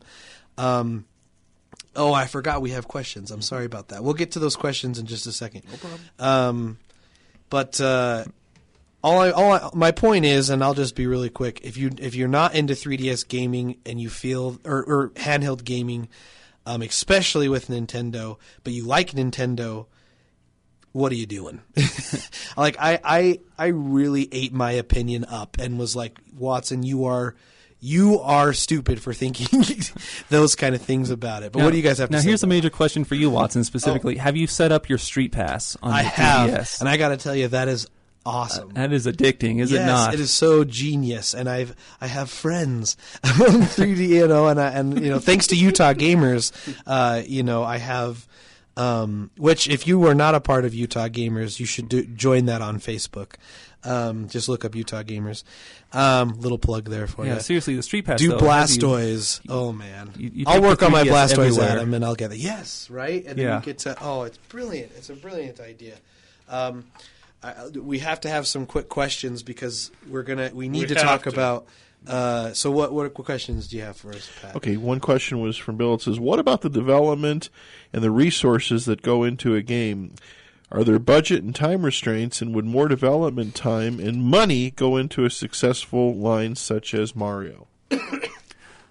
Well, I'm gonna say like the bigger, more complex a game, the more developers it takes, the more time, manpower. A lot of times maybe they'll contract some of the grunt work out to other companies, but like the bigger the game, the more people got to work on it. So Okay. And yeah, there are definitely deadlines. I mean, like they usually when they announce a game, it's not done yet, but they usually give a date of when it will be ready. And so they got to work hard. They're working, weekends and everything to get those out on time. Yeah. But just because they have a big budget or a big team doesn't mean it's going to make a good game. Just want to say that. Gotcha. yeah. The second question from Carol from California is, has there ever been an ET/Alien themed game that has achieved any success? Quite the opposite. Well, I mean, E.T. is infamous for being like one of the worst games ever And for was the it on Atari. Atari? The Yeah. Atari one, yeah. I've never played it. Which actually, there was a rumor forever that they took the remaining ET games and buried them in New Mexico, and in a landfill. it's true. They actually went there not too long ago. Yeah, there's and a dug up the documentary, right? games. Yeah. So yeah, there's that question. Any other ones for us, Pat? Or did you have something to say about that? Oh, in a similar note, recently they incinerated like 3 tons of iCarly Nintendo DS games that they couldn't Take sell. that. Totally. Any other ones for us there, Pat? That was it? All right, perfect. So let's Nifty. Let's. Oh, yes, there was one more. go Sorry. ahead. No, It No, you're says, fine. do they have any puzzle/adventure games on the Nintendo? Puzzle and adventure.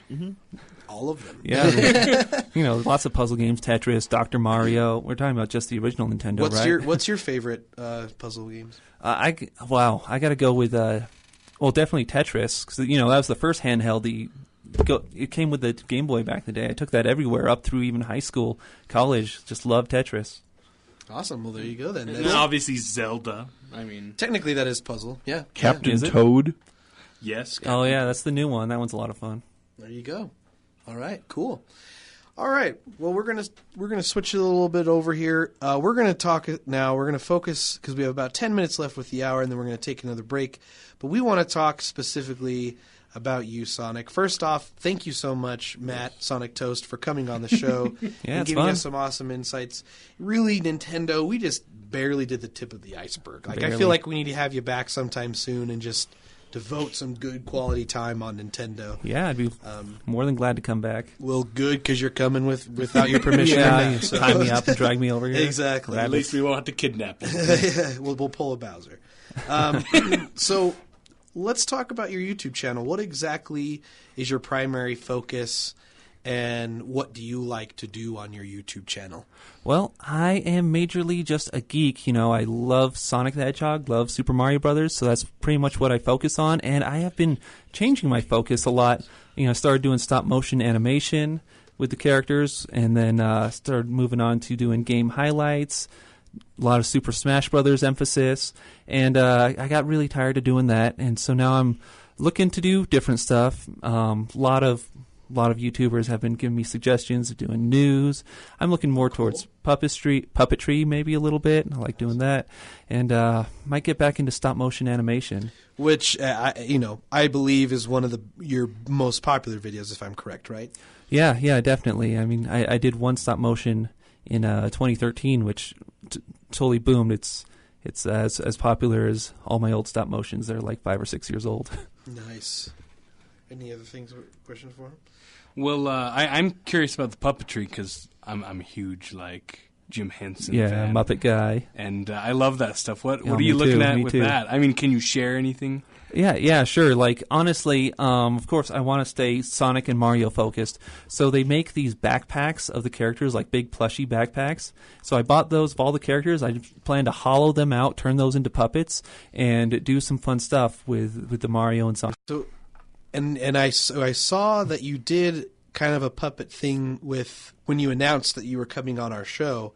So is that kind of what you want to do with it? Yeah, that was more of like a ventriloquist kind of thing. I'd rather do more of I don't know, maybe game reviews or maybe But in those characters? yeah, as the characters, Honestly, I'm kind of tired of being in front of the camera myself. I think I'm ugly.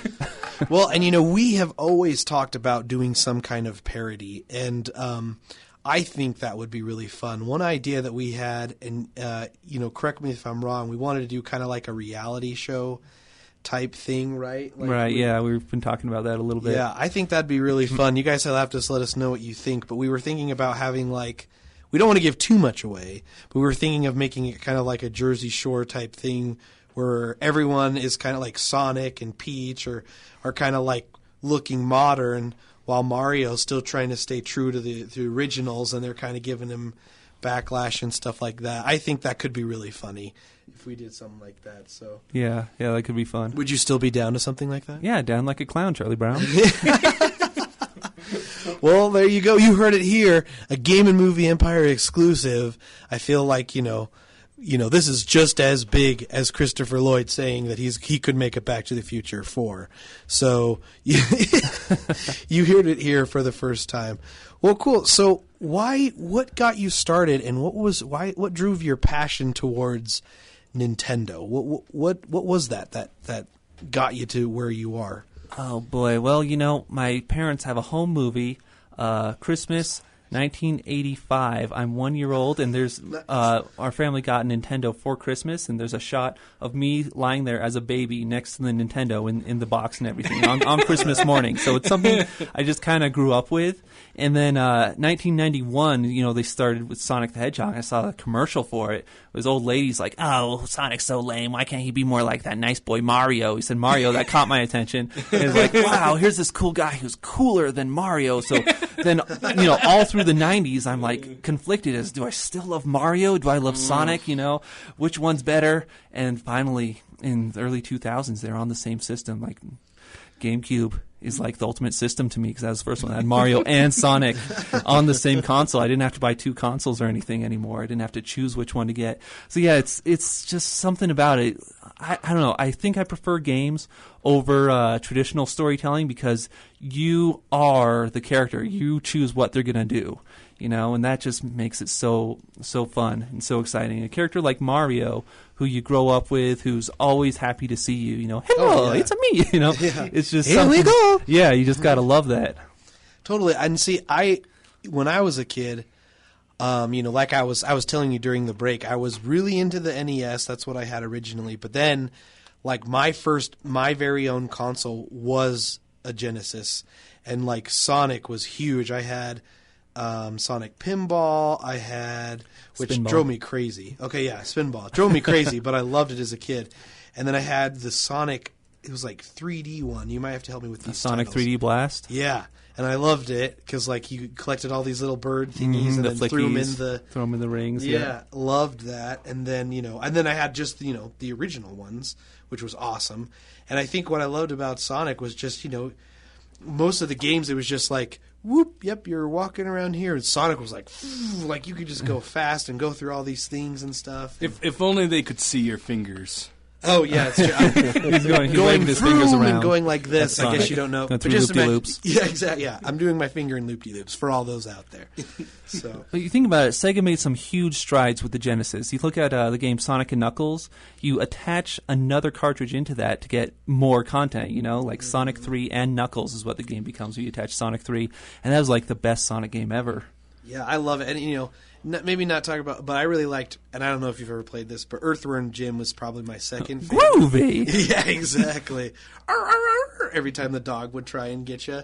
Yeah, I really liked Earthworm. And then the hardest game I ever played was Vector Man. Oh, boy. Yeah, that one was such a hard game, but it was fun. And it was like, it was crazy because it was actually starting to do like 3D-ish type, stuff. And so that was really cool. Sonic,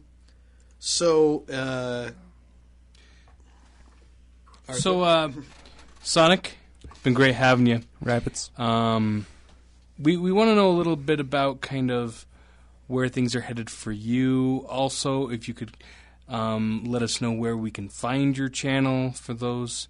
And everyone, please check out his channel. Yeah. Okay, friends. Well, you can check me out on youtube.com/SonicToast.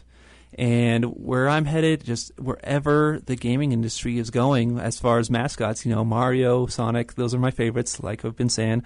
Well, yeah, I'll just be there to comment on or to make fun of or to do whatever. One thing I wanted to suggest, I know you wouldn't get any monetization, but every time I jump to your channel, I always see people saying, you should do gameplays. You should do gameplays. Is that something that you're interested in maybe sometime? A little bit, big thing for me is just buying the software to be able to record your video games. It can get really expensive, especially if you have to do it on the console or playing old school games. Yeah, and honestly, I really want to do more of my own thing. I feel like a lot of people do the Let's Plays, and they're fun to watch. People do a great job, and I could do that. I guess in somewhat of a perfectionist way, I'd feel inadequate if I were to be playing the game and I die too much or something like that. So self-conscious. That's a very intimate thing to share your gameplay with another person. Yeah, well, there you go then. Well, great. Thank you so much. I may get into that, though. We'll see. Oh, cool. Well, we'll see. Awesome. Well, thank you so much once again, Sonic. You're awesome. Please check him out. SONICTOAST. I mean, really, just type SONICTOAST in the search bar. But, we're going to take a quick commercial break here and be back on the other side. All right, everybody. Welcome back to Fringe Radio. We want to thank Matt for stopping by and sharing. Boy, talk about an expert, huh? In the field of Mario Brothers, unbelievable. Mm-hmm. I want to thank him for stopping by tonight and sharing his life with us, because it is his life without a doubt. Again, I want to thank our good friend Bill Forte for spending all the time that he has in cleaning up the Fringe Radio Show archives. You can go to our YouTube channel. I've pasted it on Facebook. And I'll go ahead and put it on the website. All the interviews that we have, even the ones with Game, are in the YouTube library. Bill has been diligently working away. I think there's 100-something out there, and I was kind of laughing, but there's probably another 300 or 400 to go. So it'll keep him busy if he wants to continue on, and we'll eventually get them all up with the commercials removed and the news removed and everything else. So again, Bill, we want to thank you so much. And of course, a good evening to all of our listeners that are listening to us on Global 24 at 93.95 kilohertz in the International Shortwave Broadcast Band, our broadcast partner, WRMI Radio Miami International. It's such an honor to be a part of Global 24 Radio. If you want a QSL card, go to global24radio.com. They've got an online page there. You can enter the signal report, and Global 24 Radio will get back to you. And, of course, all our listeners that listen to us here on good old AM 630, KTKK in Sandy, Salt Lake City, the Listen Live link at k-talk.com. Or if you're listening to us and enjoying the chat at the Inception Radio Network, you can find Fringe Radio on the World Wide Web at fringeradioshow.com. We're on Facebook and Twitter as well. If you have a story, citing, or questions for our guests, contact us via the webpage. Or if you want to call in with your questions, the studio line here in Salt Lake, 801-254-5855. That's 801-254-KTKK. Or if you're out of the country or out of the area, you can call in at 1-888-919-2355. That's 1-888-919-BELL. That number is provided to us by the folks at the Inception Radio Network. Again, such an honor to be a part of Inception Radio. Matt was just amazing. Again, just do a search on SONICTOAST. His YouTube page will come up. Like you guys were saying, 1, 2, 3 million hits on some of these pages. Oh, yeah. Didn't realize there was such a following of that genre. Yeah, I think it's just because Nintendo reaches out to everyone, and it's all across the globe. I mean, so yeah, it was really awesome to have him on the show. Now, did he do a booth at Comic-Con, or just walked around and hung out with the gamers? He hung out. I mean, he did interview Rob Paulson, the voice actor, like he said, but he didn't have a booth. Yeah, he doesn't need one. I mean, he's already pretty big on there, so yeah, totally. Sounds great. Passing it over? Yeah, I'm passing it over, man. Say? No, man, I'm just waiting. You're the boss, man. No, you are. I want to listen to talk about Comic-Con and some of the stuff, and I've got a bunch of questions for you guys. Get your thoughts and stuff. Okay. But yeah, go ahead. Let's go ahead. Take off. All right. So we're gonna start. Take off, eh? Take off, eh? Good day, eh?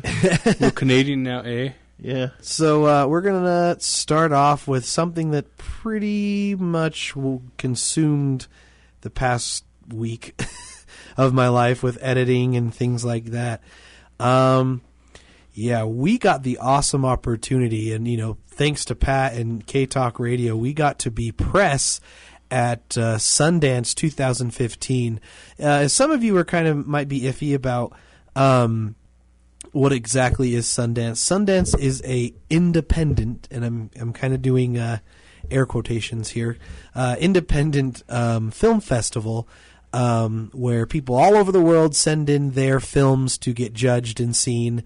But also, it's gotten so big that it has a lot of celebrities and a lot of awesome directors that are attached to these movies. So we had the awesome and amazing chance to interview some of these people, and we're going to share some clips with you and answer your questions about Sundance. And we're going to go through our experiences as we go through some of these clips. And then we're going to tell you where you can go and watch the full thing. But before we do that, before we get too ahead of ourselves, we have another prize to give away, Arthur? Yeah, we do, I'm done being Canadian. This prize is going to be for Steam keys for Crisis 2. Which I love. And Trine 2. Which I've never played, but it looks awesome. If you're not familiar with Trine 2, very, very beautiful fantasy game where it's like you can do a 3-player co-op between, you got like a sorcerer, an assassin, and a knight, and they all have different abilities, solve puzzles. Crisis, it's a really really pretty looking epic shooter where you've got this like nano suit and stuff. So so the prize is Crisis 2 and Trine 2 on Steam, so you'll need a PC for these. But the question you'll need to answer is, which Mario game was originally converted from Yume Kojo Doki Doki Panic? So, funny thing about this, too, is that a few of you have mentioned it on the chat, and SONICTOAST talked about it. Yeah. So which Mario game was converted from Doki Doki Panic? So it was originally Doki Doki Panic. They made it a Mario game. The number to call in for that locally is 801-254-5855. Again, that is 801-254-5855. And otherwise, it is 1-888-919-2355. Again, that is 1-888-919-2355 for those that are not local. So please call in. Those who call in take priority. Otherwise, you can answer on the chat or email us, which is Watson, WATSON, at J-WAT, JWAT, 1T, productions.com. So, yeah, shoot us an email or call us in, but those who call in get priority for sure. Cool. So. All right. So we're going to start. We're going to actually share a clip that we got to interview, and I believe the first clip is actually Sir James Franco. He's not a knight by any means, but we got to ask him a question, and I believe I asked him what he likes most about coming to Sundance. And we're going to share just a little clip of it so that you guys can jump on the YouTube. And jump on the YouTube, wow. And the YouTube train. So you can take a look. So here's just a little snippet for you. Maybe. They really make a there we point to find young blood, first-time directors. They are very good at, finding who the new voices are. And to me, that's exciting. I'm a teacher at a few graduate film schools, and so to see my friends and students come here and they show their stuff is really, really great. Cool. So that was the. So it's kind of hard to hear.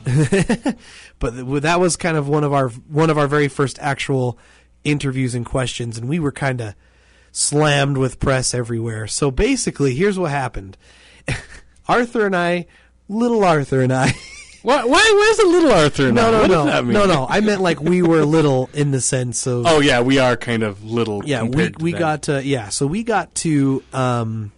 The great thing is We like. do have a caller on hold, by the way. Oh, we do. Well, let's do the caller Wanna really do the quick. caller on hold? Yes. All right. Caller, how you doing? Hey, Arthur and Alex, how you guys doing? Hey. Bill in New York. Hey, how's it going? Hey, Doing good. I'm taking a guess on this, actually. okay. All right. Super Mario Brothers 2 Madness. Say that one more time. Sorry. Super Mario Brothers 2 Yes. Madness. All right. Yeah, that's right. And I think weren't you the one that got the T-shirt last time? Well, actually, I'm still waiting for the T-shirt. But yes. Well, that should be coming soon. I'll have to check the tracking number. But awesome, man. We love to give you prizes. You're always a great supporter of Pat and his show. So so just do the same thing, man. Shoot me an email and we'll get those over to you. How you doing tonight? I'm doing good. I'm enjoying listening to both of you on the show. And like I said, it's really a great show. It offers the listeners something different, and there is definitely a big audience out there that this is in demand. I think this is a great show, and I wish you guys the best in a successful future. Well, you were awesome, man. Thank Thank you so you. much for the kind I'm words. flattered. Thank you, Bill. Really. And I also I was looking on your J-WAT Productions, and I believe that you got all the interviews from the Sundance there. Yes, we do. So everything that we're going to show little snippets of here, I mean, go ahead and feel free to jump on there and see who we got. So Cool. yeah. Look forward to speaking to you and listening to you guys in the future. And have a great rest of the show. Awesome. And I guess I'll talk to you guys soon. Yes, thank Hey, you. Bill, thank you so You're much. awesome. Have a great night. You too. You too. Watch See you, out Bill. for the bad weather. Yeah, we're getting a foot of snow more on Monday. I know, it's I coming think the your way. groundhog's going to stay in the ground. All right, guys. Have a great night. All Take right, care. you too. Yep, good night. Bye-bye. We do have another caller. Okay. We've got a commercial break coming up, though, Okay. first. So go ahead and do that, and we can go ahead and take the call. And Bill was the prize winner of that Bill was question? the prize okay, winner, so so- if you're calling, that one has been taken That by one has Bill been the from winner. But if upstate New York. you're still on the air, feel free to think of a question. Sure. And we'll answer it for you. So Sounds good. We'll be back on the other side. Fringe Radio in game.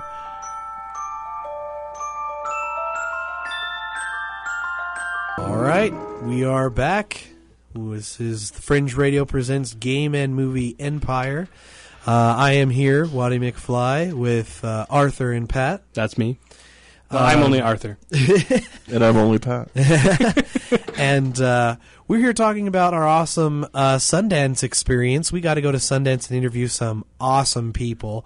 So I just wanted to talk about how everything happened. So basically, do we still have the callers? No, he on dropped off. Okay, probably wanted the prize. Sorry about that. We Yeah. are giving, I believe, another prize at the end. Oh no, we have A beanie. we have 2 more prizes coming up. So stick around. So this is what happened.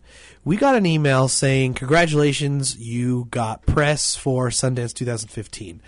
They told us the rules were that we're not allowed to do certain things and that we were only allowed to go to the beginning of the movie, like when they introduced the movie, and then we were only allowed to go to the Q&A after the movie. So that was really interesting. So we decided, okay, well then let's just show up when the movie starts and then go in after they were done. Well, we show up to a premiere, and this was one with Jason Schwartzman. If you don't know who Jason Schwartzman is, he's been in Rushmore, he's been in most of Wes Anderson movies, but one of the biggest things that nerds know him from is he was the main villain in Scott Pilgrim versus the World. And was hilarious Yes. at that. He's like the main boyfriend that Fiona Flowers, Ramona. yes, Ramona Flowers likes or falls for. So anyways, we get there and they're like, press goes over there. So we walked over there. And they're like, no, press goes over there. So we walked over there. Then this girl on the walkie-talkie is like, shh, I got Alex here from K-Talk Radio. Okay, yeah, all right. Okay, come with me. And we're like, all right, this is weird. Like, maybe they're just taking us to a press room. Next thing we know, we get down. She takes us down these stairs, and we are at the red carpet of Sundance. Like, we have these cameras flashing. Adam Scott walks in. Jason Schwartzman walks in. all these awesome people are just standing there in front of us, and we're like, holy crap. And I hurried and grabbed my Rushmore and had Jason Schwartzman sign it. So little did we know, we thought we were just going to record, them in front of a huge crowd and not get any personal questions in with them at all. But turns out, no, we could have gotten, we were a little late to this one. So, but then we got to James Franco's one. And the biggest thing about what happened with James Franco. So James Franco was in a movie called True Story, which is also with Jonah Hill. But the big thing that everyone was talk of Sundance was a guy showed up, little someone you might know, Brad Pitt. So we're sitting there waiting for James Franco, and Brad Pitt shows up. So that was pretty crazy. And you can see a clip of him showing up. He didn't want to get interviewed. He just took pictures. But, yeah, we were literally maybe, 10 feet away from Brad Pitt. I might have smelled some of his cologne. Arthur was swooning. No, Arthur doesn't really swoon.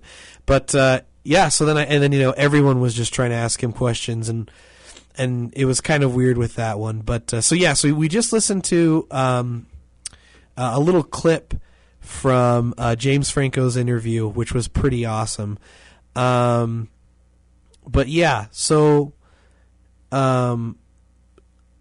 sorry, I lost my train of thought. So anyways, but then we decided, okay, we got to plan and attack this thing if we want to get some good interviews. So we decided we're going to go over to a movie called The D Train, and it just says guest 457. I'm not sure if we got your name, but you talked about The D Train. So we went to the premiere of The D Train, which starred James Marsden, Jeffrey Tambor, and a little somebody called Jack Black. So I am a huge fan of Jack Black, obviously. The fact that I might have got an interview with him was awesome. And we showed up early, and we were ready to go. Arthur was a champ. And because I'm smiling right now. Yeah. You can't hear it, but yeah. I am. We'll talk a little bit more about my opinion about Sundance as opposed to his here in a little bit. But let's play another little clip. We talked to James Marsden. So we're going to play a little clip for you about with me talking to James Marsden, who's been in movies like he was Cyclops in X-Men. He was also he was the prince in Enchanted. And was that what you were going to say? Yeah. Oh, and so here's a little clip from him.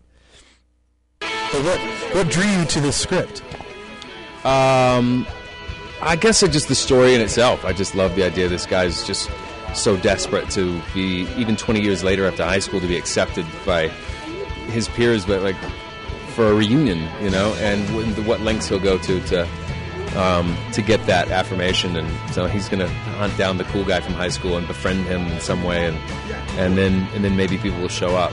I don't know. I love the story. I love Jack, and I think you're going to make a great comedic team. I think. Oh yeah. Well, you haven't seen it yet. You got to check it out. Saw everything, but glad I could. It's pretty great. In comedy, everything feels like it's sort of been done. This is. I read the script. So yeah, we don't want to give too much away because obviously we want to watch the video.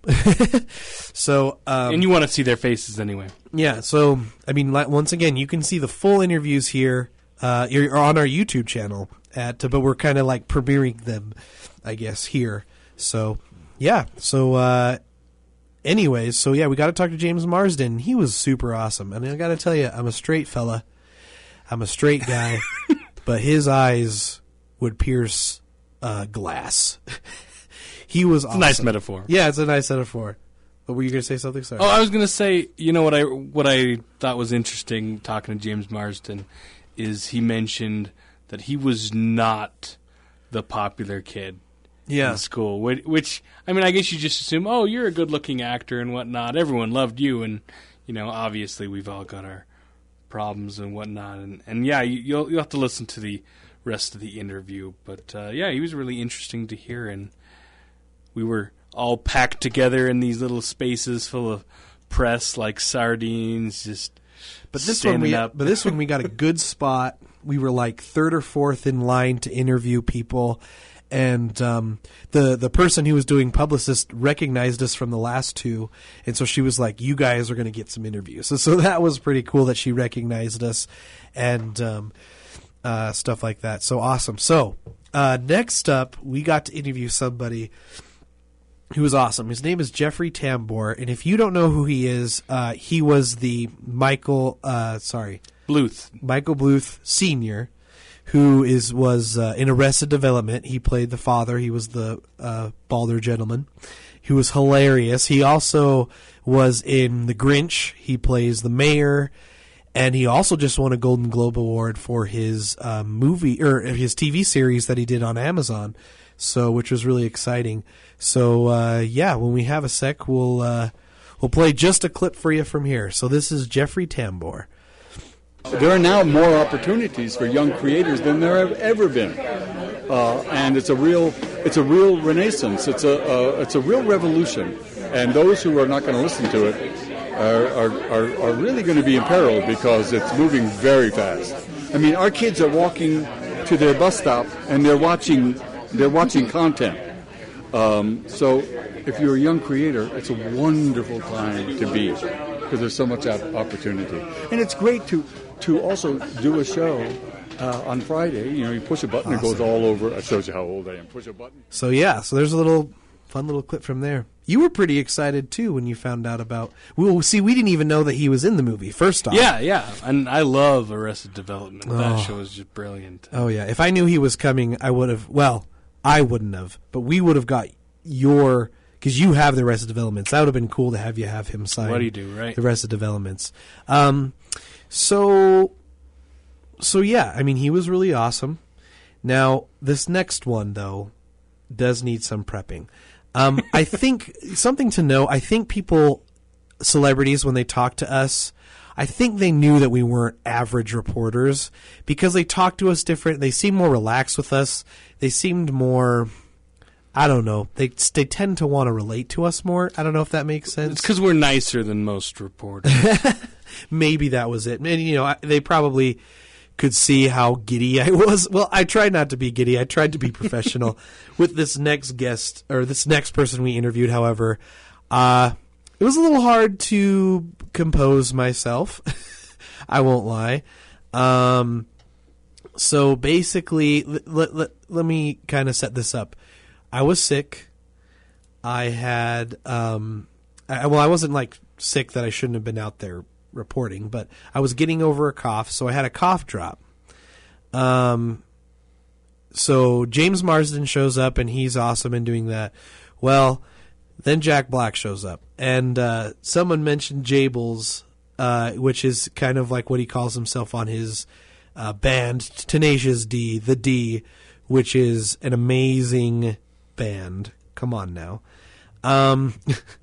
So anyway, when Jack Black shows up, it was awesome, and he's been a huge influence from me, and I mean, everyone knows who Jack Black is. So even my mom. Yeah, which is a huge thing. It dropped, or I had a cough drop in my mouth, and something pretty cool happened with Jack Black, which we're gonna play here for you. It was, let's just say, it was quite magical. So let's go ahead and play a clip of my interview with Jack Black, our interview with Jack Black. Pretty much felt passionate about. Have you had a cough lozenge? I have, actually. How did you? I can not that one. Oh no, but I can give you. You want another one? Oh, he's got one. Oh darn, I had one for you. You want a double just in case? Nice. Ooh, don't tell anybody. Yeah, I won't tell anybody. Well, you get the CVS brand. Yeah, that's oh, it's the best. I'm glad you're saying that because it's usually that I can't afford anything else. Don't underestimate the CVS brand. Oh, gotcha. They use different things. Me being. Please tell us. What do you call that? When it's just it's a mediocre? No name brand. Generic. Generic. Thank you. They don't have to put. So what? Why were you so passionate enough about this script that you wanted to produce it? It shocked me. In what way? in that it surprised me. I hadn't read. There are some scenes in there that took turns that I didn't expect, and that's really all it takes for me. Well, Awesome. that's not true. So, But he gets into the best part of the interview, and that's why we're going to cut it there, because you have to go on our YouTube channel to listen to the whole thing, because let's just say he talks about Tenacious D, and I went there. I went to his show in Vegas, and some interesting things happened. So anyways, of course, we had to talk about Tenacious D, and he was more than happy to talk about Tenacious D. So it was a pretty awesome experience, to say the least. We actually have a bunch more on there. I actually just put up 3 more. I had the awesome. So after we got to talk to all of them, I also had the awesome opportunity to go to the Don Verdean premiere, which Don Verdean starred Sam Rockwell, Jermaine Clements. Am I saying that right? I believe I'm saying Jermaine. it right. Jermaine, who's from Flight of the Conchords. He was also the main villain in Men in Black 3. He also helped, I don't know if he was specifically, but I know his team did the music for the Muppets. That was actually Brett McKenzie. Yeah, But he did I mean, star in the second Muppet, one. Yeah. But anyways, and then he signed my Flight of the Conchords. And then Sam Rockwell is one of my all-time favorite actors, and I got to meet him and talk to him. And that was on a different night than what we showed. But we do have interviews, and we're going to post them starting tomorrow. So let's just talk a little bit. Let's see, what would we kind of... Sorry, I got a little distracted. Let's kind of talk about our thoughts about our overall experience of Sundance. And I think it's good because we do have a different opinion on it. Let's start with you. We heard me talk way too much. So let's talk about what your thoughts about Sundance... Our thoughts about Sundance, but also our experience personally as we went to Sundance. Well, like Watson, he's always the one in front of the camera. I'm always the one operating the camera. So, I don't mind, like, in a lot of ways I prefer just kind of hanging back, being quiet, not being noticed. But this is my first experience I've had, like, going to premieres and red carpet events. So, it was fun. It was definitely something new and exciting in that way. One thing you did forget to mention, though, is that we also saw Kevin Smith. Oh, my gosh. Why did I forget? I don't know. The new skinny Kevin Smith? Yeah, beardless Kevin Smith. Was he beardless? I thought he was. He had a little scruff. Yeah. But he actually shaved it for his new movie that he's working on. Gotcha. But you know what I think was the funniest thing is just like Kevin Smith and Jason Schwartzman. Like, some of these actors are actually really short. Like, Yeah. You're like, wow, I didn't know that. You just, they film the movie and they don't ever reveal how short they are because they're always standing on, like, boxes or something. Mm-hmm. But, but for me, Sundance isn't necessarily my cup of tea. I like watching movies. I'm not a huge celebrity person. Watson and I have talked about this before. But, there are certain celebrities that I really do love, like Jermaine. Unfortunately, I did not get to meet Jermaine. That was a little disappointing. But yeah, I mean, to me, it's kind of a little frustrating because Sundance did kind of start out with, like, it was an independent film festival, but now really you need lots of money and big name stars to put a movie in Sundance, realistically. Yeah. Which is a shame. It is. It's a sad truth. And it's something that, it's interesting because I also went to the press event where Robert Redford did a Q&A. And if you don't know who Robert Redford is, it's pretty He sad. can't help you. But it's okay. It's okay. I mean, he is an older actor, but he is a legend. But you would know him. Some people would know him as he was the president of S.H.I.E.L.D. or he was in the new Winter Soldier movie. I don't want to give away the ending, but he was one of the leaders of S.H.I.E.L.D. So yeah, which was a huge deal for Marvel that a legendary actor was in there. Not saying that they didn't have good actors in there, but Definitely. We have a lot more awesome, cool Sundance to cover. We also have some cool news, but we'll see you on the other side. Take a short break. Be right back. The Empire Show, for those of you just tuning in, we are talking about Sundance. I'm Arthur, and I'm here with... Watson. And... Fringe Radio Pat. Thanks, Pat. You say that awesome, by the way. So yeah, we were talking about I could do it in my John B. Wells voice and make it real deep. There you go. Or my Canadian voice, eh? We're really good at that. Back baking, eh? Okay, go ahead. Do you guys love the Mackenzie brothers at all? Oh, wait. From Second City TV from years ago. I loved Second City TV when I was growing up. I wish they would have kept going with that. Okay, sorry, I didn't mean to interrupt. Go ahead. No, you're good. You're good. I'll show you some cool episodes from that. Yeah. Go ahead, Arthur. So we were talking about Sundance. You were kind of mentioning your thoughts and feelings. You're not really big on the whole celebrity thing, which I don't think is what Sundance should be about anyway. So Yeah. Unfortunately, we were able to get lots of good interviews with celebrities. Not seeing any premieres. They were all sold out. Well, not even that. Like, they were just really reluctant about press seeing their stuff, which was kind of sad.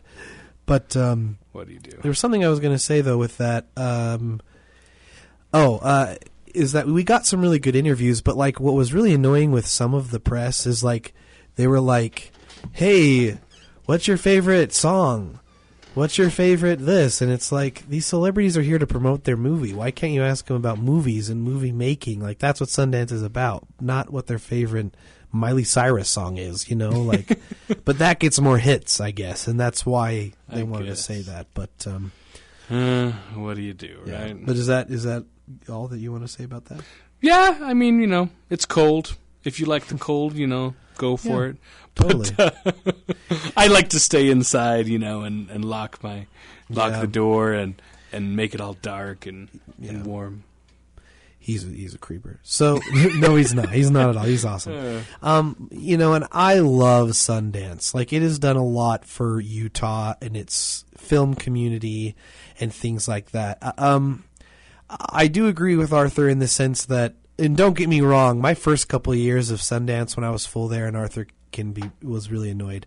I was very big about, let's see, who celebrity is here and stuff like that. I wasn't like stalkish necessarily. Like, we spent a couple hours waiting to see who we could see.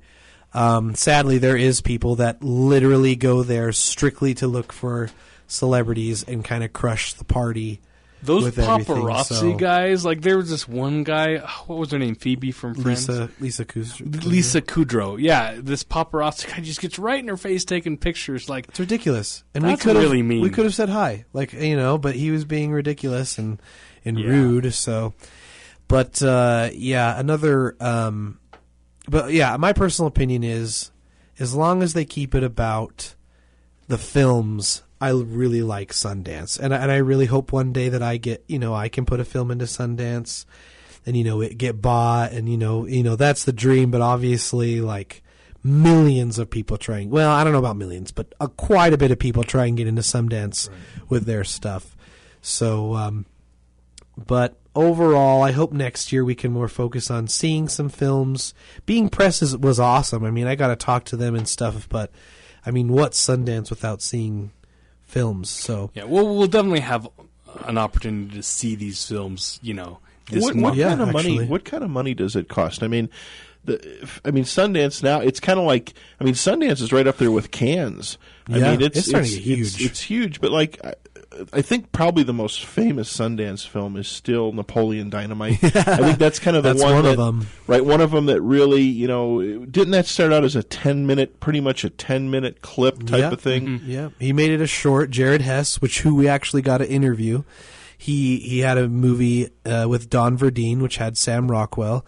But yeah, he was actually a BYU student and made that movie, first made the short, and then the short got decently popular, and so he went up with John Heder. And the great thing about that movie is there's a few celebrities in it, but it's not super celebrity driven. So that was kind of nice, I guess, to see that. But something that Kevin Smith said when he was here last year when he did a panel, because Clerks how he got his start is he had Clerks in Sundance and it got picked up for distribution.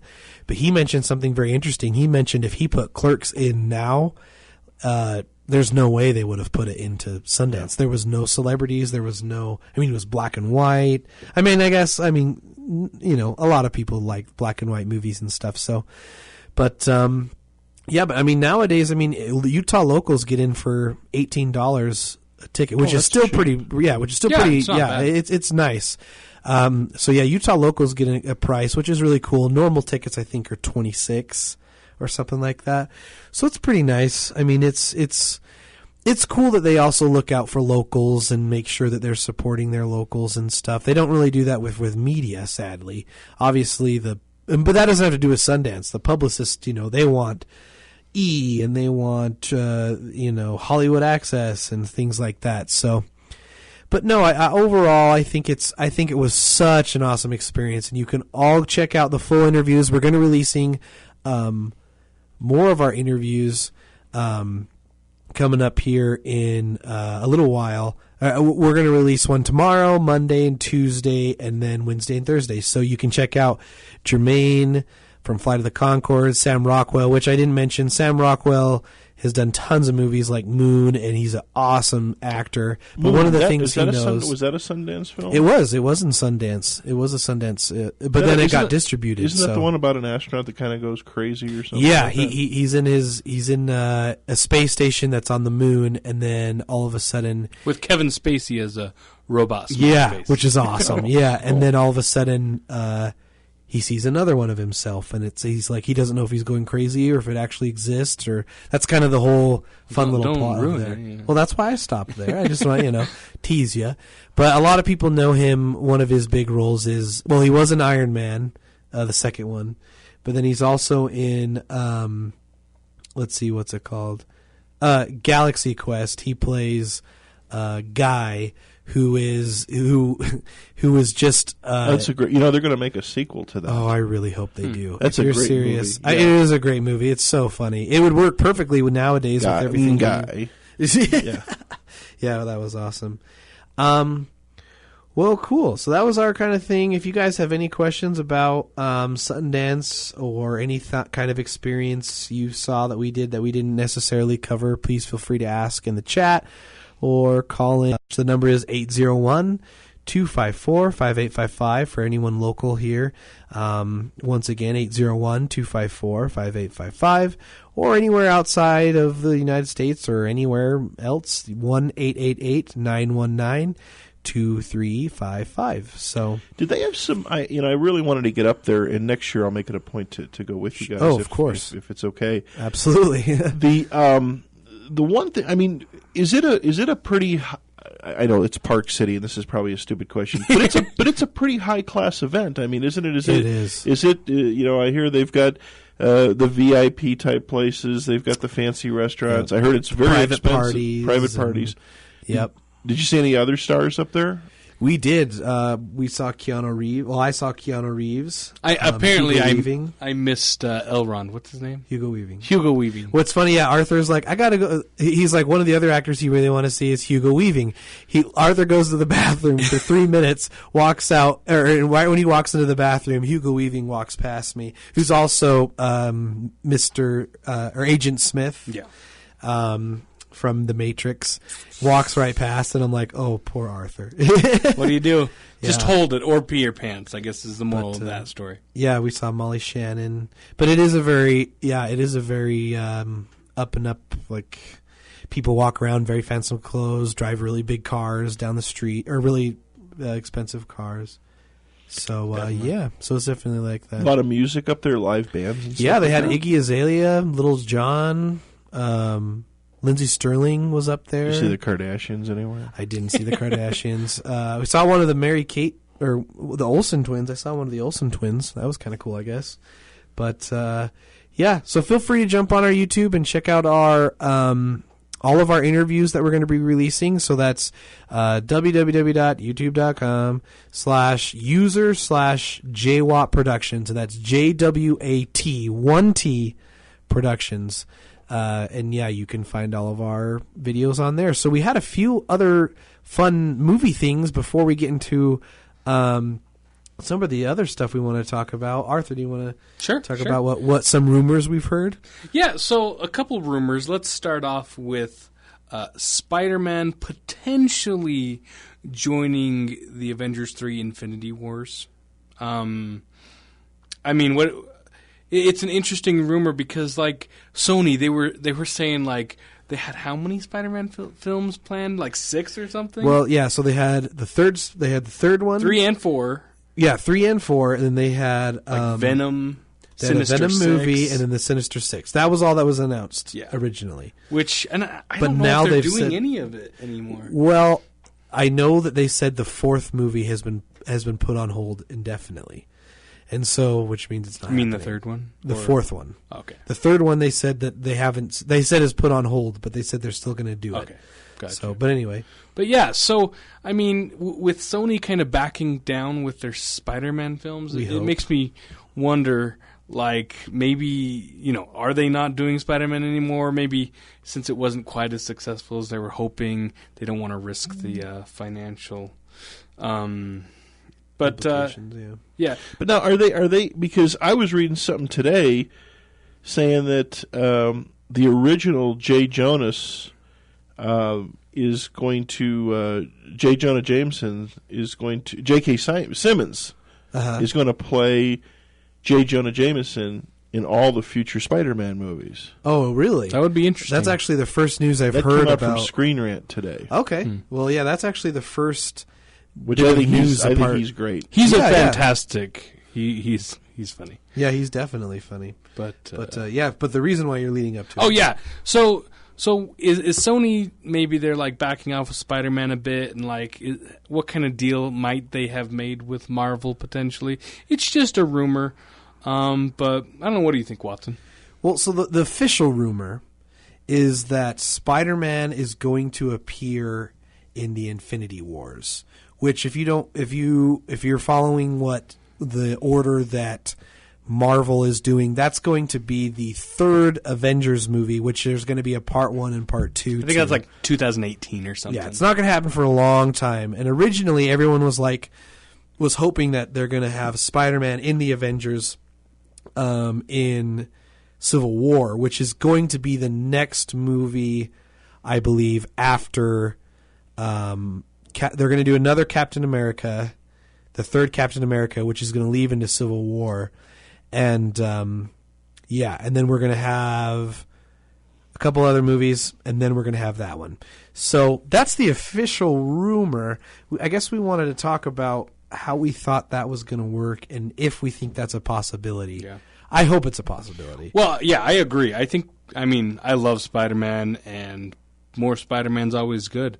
But, like, yes, Marvel owns Spider-Man, but Sony has the right to make Spider-Man films, which is kind of it's not necessarily a bad thing in and of itself. But Sony, they don't necessarily want to give that up. Right. I mean... Well, and, for good reason. It makes sense. But, I mean, like, overall, it's kind of... I just think it could benefit Sony so much. Like, I feel like, and, maybe they could lend Spider-Man for a little bit. But lend him. You can borrow him for one movie, but give him back. Don't hurt him. I don't know. But, Spider-Man is such an influential character in the Marvel Universe. Yeah. And he's also such an influential character in the Avengers. And, like, we were kind of talking about it before the show. If they did bring Spider-Man back into the Avenger world, they'd have to basically create him brand new. Because it just wouldn't make sense if Spider-Man was been around the whole time while the Avengers are destroying, or not the Avengers are destroying in New York, but while these, either Ultron or those alien things that Loki released, and, Spider-Man's just wasn't there, I think they would have to introduce him as a new character, whether it was just, otherwise it just would feel awkward. Well, and man, don't you hate it when you just stop thinking, when you're on the radio, live on the air, and, like, you just stop thinking? Yeah. It happens all the time, my friend. No, but like I was saying, I just think that they'll have to just introduce him in a new way and just try and get him involved. Maybe they'll introduce him in the last part of the movie previous. Yeah, my thing is, and I don't know how Marvel is trying to handle it, but you know how you have these spin-off movies where I'm not going to ruin any of these movies, but you've got Captain America 2 and Thor 2 and Iron Man 3, like all these big things are happening. Well, isn't there going to be an Iron Man 4 now? I believe so. I can't. I think so. They are. Well, my point was going to be like, well, where's Captain America when Iron Man needs him, and vice versa. Like, I mean, Spider-Man was here the whole time, and he didn't come help save the world when Loki was trying to take over. Like, okay, well. I don't know. Maybe just fudge the timeline and be like, well, Spider-Man, he didn't show up until after that mess. I don't know. Yeah. But I mean, do they have to reboot him and make their own Spider-Man movie to have him in the Avengers? I wish they would. I wish they could. You want them to reboot Spider-Man again? I'd rather have Marvel reboot Star Wars. Star Wars. I'd rather have Marvel reboot. They did, actually. I'd rather have Marvel reboot Spider-Man than have Sony reboot Spider-Man again. So that's my opinion personally. But so it looks like we're coming up here again on our another little commercial break here. MSN news break, and then we'll be back on the other side. We've got another hour. Yep. We'll go ahead, and a lot of the stuff, the videos will get posted in different places, different Facebook pages, and the interviews I think are awesome without a doubt. They're so cool. They were so cool, especially Jack Black. Without a doubt. We'll take a quick news break and be back. You're listening to Game on Fringe Radio. Check us out on the World Wide Web at FringeRadioshow.com. Everybody, welcome back to Game and Movie Empire. Watson, we got Game. I mean, Alex. I don't want to call you Watson. Yeah, Watson, Alex, and whatever you Arthur. want. Yeah. In the house tonight. Talking about Sundance. Those are some great interviews. I'm excited to see. I'm excited to see more of them. Yeah, that's Jared Hess and was really awesome. The director from Napoleon Dynamite in this movie. So yeah, it'll be awesome. You have a desire to get a film into Sundance someday? I would love to someday. It's going to take a lot of work, but someday I would love to be in the spot where a lot of those people were. So we'll see. Do you feel, a question for you, do you you guys are really into the filmmaking stuff. Totes. Do you really feel the energy up there? I mean, I really feel the energy the first couple days, but then once Saturday and Sunday hit, when like all the crowds realize, oh, it's Sundance again, time to go to the celebrities and all these fangirls and guys. Mm-hmm. And then it kind of, for me, takes away the experience a little bit, but for the most part, I mean, the people who are serious about film are still there. So, I don't know anything you want to add with that. Well, it is an exciting. Like, it just does feel exciting that there is a lot of energy there. Yeah. Like people wanting to know what's going to happen. Like what about the movies and about the celebrities and directors. Definitely, I think it's a very kind of energetic place to be. Totes. Yeah. So did we have a few questions, you said? We sure did. Awesome. Red from the UK writes in, says, guys, how many Marvel superheroes are there? How many more characters / movies can they show or make? There's like an infinite amount of... There's probably like 1,000 at least. Well, yeah, and some of them are quite ridiculous. There's one... this might be a DC character, but there's one that's like... He literally, his superpower is making underwear appear or something like that. That would come in handy. You laugh at that, but when you need underpants... How is that going to thwart, like, the Joker? Or how is that going to thwart, all these people? So they can still make them. They can keep going and making them as long as they want. I'm really glad they made Guardians of the Galaxy and that they're still going to continue to make that. That's my favorite, personally. But... yeah, the answer is they have over 1,000, we'll say at least around 1,000 superheroes, whether they were main characters or side characters. So as long as they still have those characters, they'll keep making them. So. And it seems like even the big time actor, everybody's trying to get in on the thing. Yeah. Bill writes in, says, what's your guys' take on the new Superman versus Batman movie coming up? We didn't talk about that. We need a trailer. That's what I want. Now, isn't there one out there somewhere? But it's There's some footage. But like it's not very great. Like it's literally Batman looking pissed at Superman and Superman looking mad at Batman. That's literally all it is. I hear that we might get a trailer actually sometime tomorrow. That's just a rumor during the Super Bowl or something. Just a rumor. Who knows if that'll happen? What do you think about a second Star Wars trailer? I believe actually they are going to show a second Star Wars trailer. That actually might even be confirmed.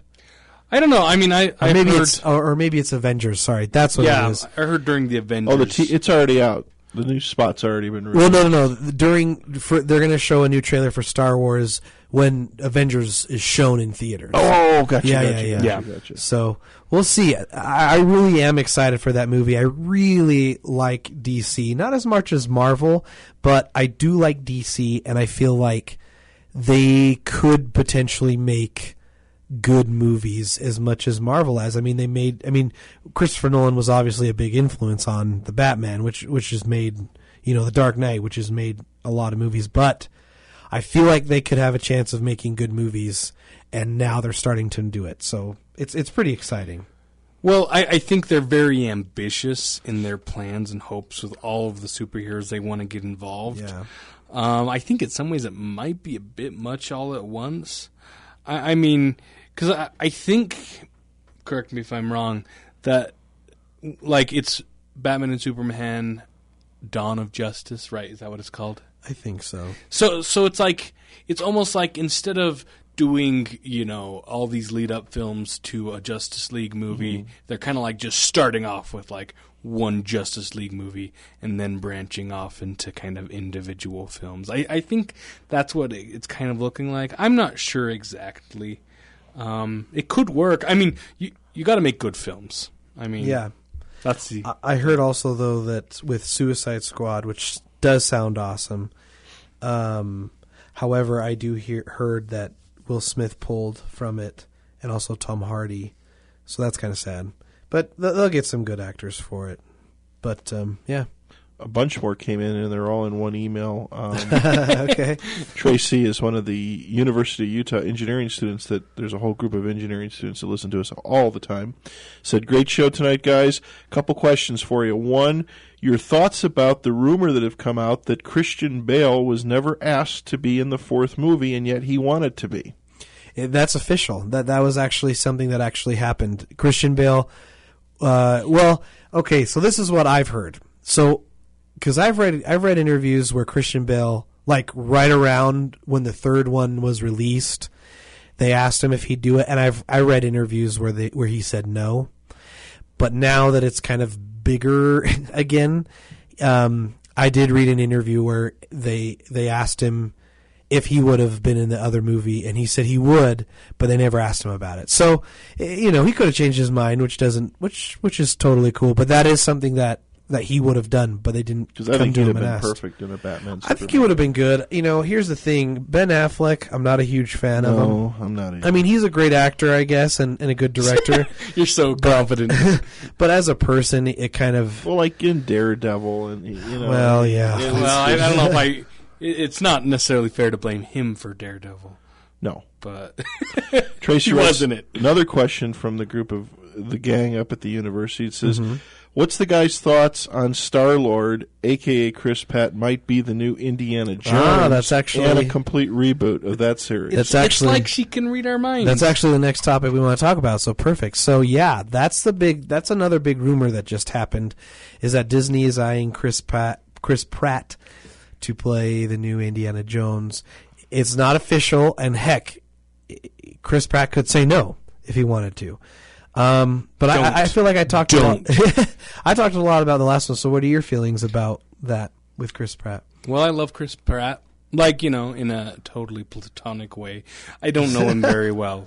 I've never met him, but I like Chris Pratt. He's a really fun actor, and he just knocked it out of the park with Guardians of the Galaxy, and the Lego Movie was a lot of fun too. I think he'd do really good with Indiana Jones. I mean, they're probably going to reboot Indiana Jones, or at least have sequels or prequels, or however they end up doing it. I don't think we have to really... I think that's a pretty fair bet. I mean, Disney owns it, and they're probably going to want to make some money off it. But I don't know. I really love the first 3 Indiana Jones movies. Fourth one's all right, but it's hard to follow up on Harrison Ford, I think. Oh yeah, it's Harrison Ford. Yeah, I wouldn't want to be the guy following up on Harrison Ford on anything. Well, and even speaking about that, some big rumors that happened not too long ago was that they said that for a Star Wars spinoff, that Aaron Paul was going to play Han Solo, like a young Han Solo. That would be interesting. Yeah. I think that could be good. Honestly, I love good. Aaron Paul. He's awesome. I think Chris Pratt, the reason why I think Chris Pratt would do good in it is because the great thing about Harrison Ford is he's an amazing actor, but he's also a really, really good at doing comedy too. Straight comedy. Yeah, straight comedy, for sure. I mean, I don't think I've seen him anything wacky.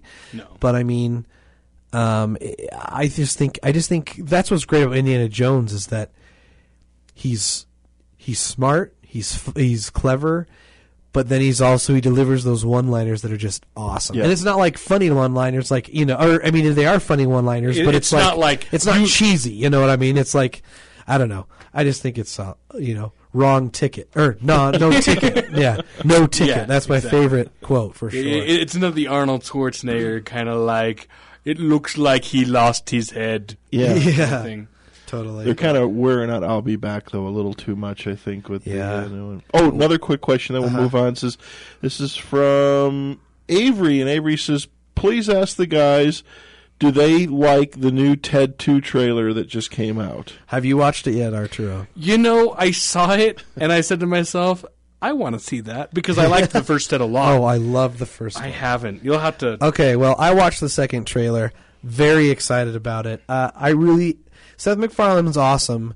I haven't seen A Million Ways to Die in the West. I need to, but I saw Ted. Loved Ted, because it's just new and different. And that's the problem with comedies nowadays, is that we just get the same old comedy almost, it seems like. So it was cool to get a fresh new comedy.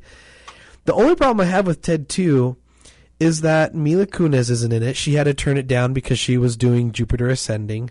So they did the movie without her, and it just, like, the whole point of the first movie, and this is a comedy, so I shouldn't take this too seriously, I guess, but I mean it's still an awesome movie, but I mean, I just think that it's, I think they made such a big movie about keeping Mila Kunis in Ted, and then, she's not in the second one. So yeah, it does seem like an awful lot of work. I mean, the same thing happened with Transformers, which, not a fair comparison, but it's like... That's supposed to be kind of rebooted, to my understanding. In some way, shape, please or form. We'll be back on the other side. Game and Fringe Radio are here with you, having fun on the weekend. Stick around, we got a lot more to cover.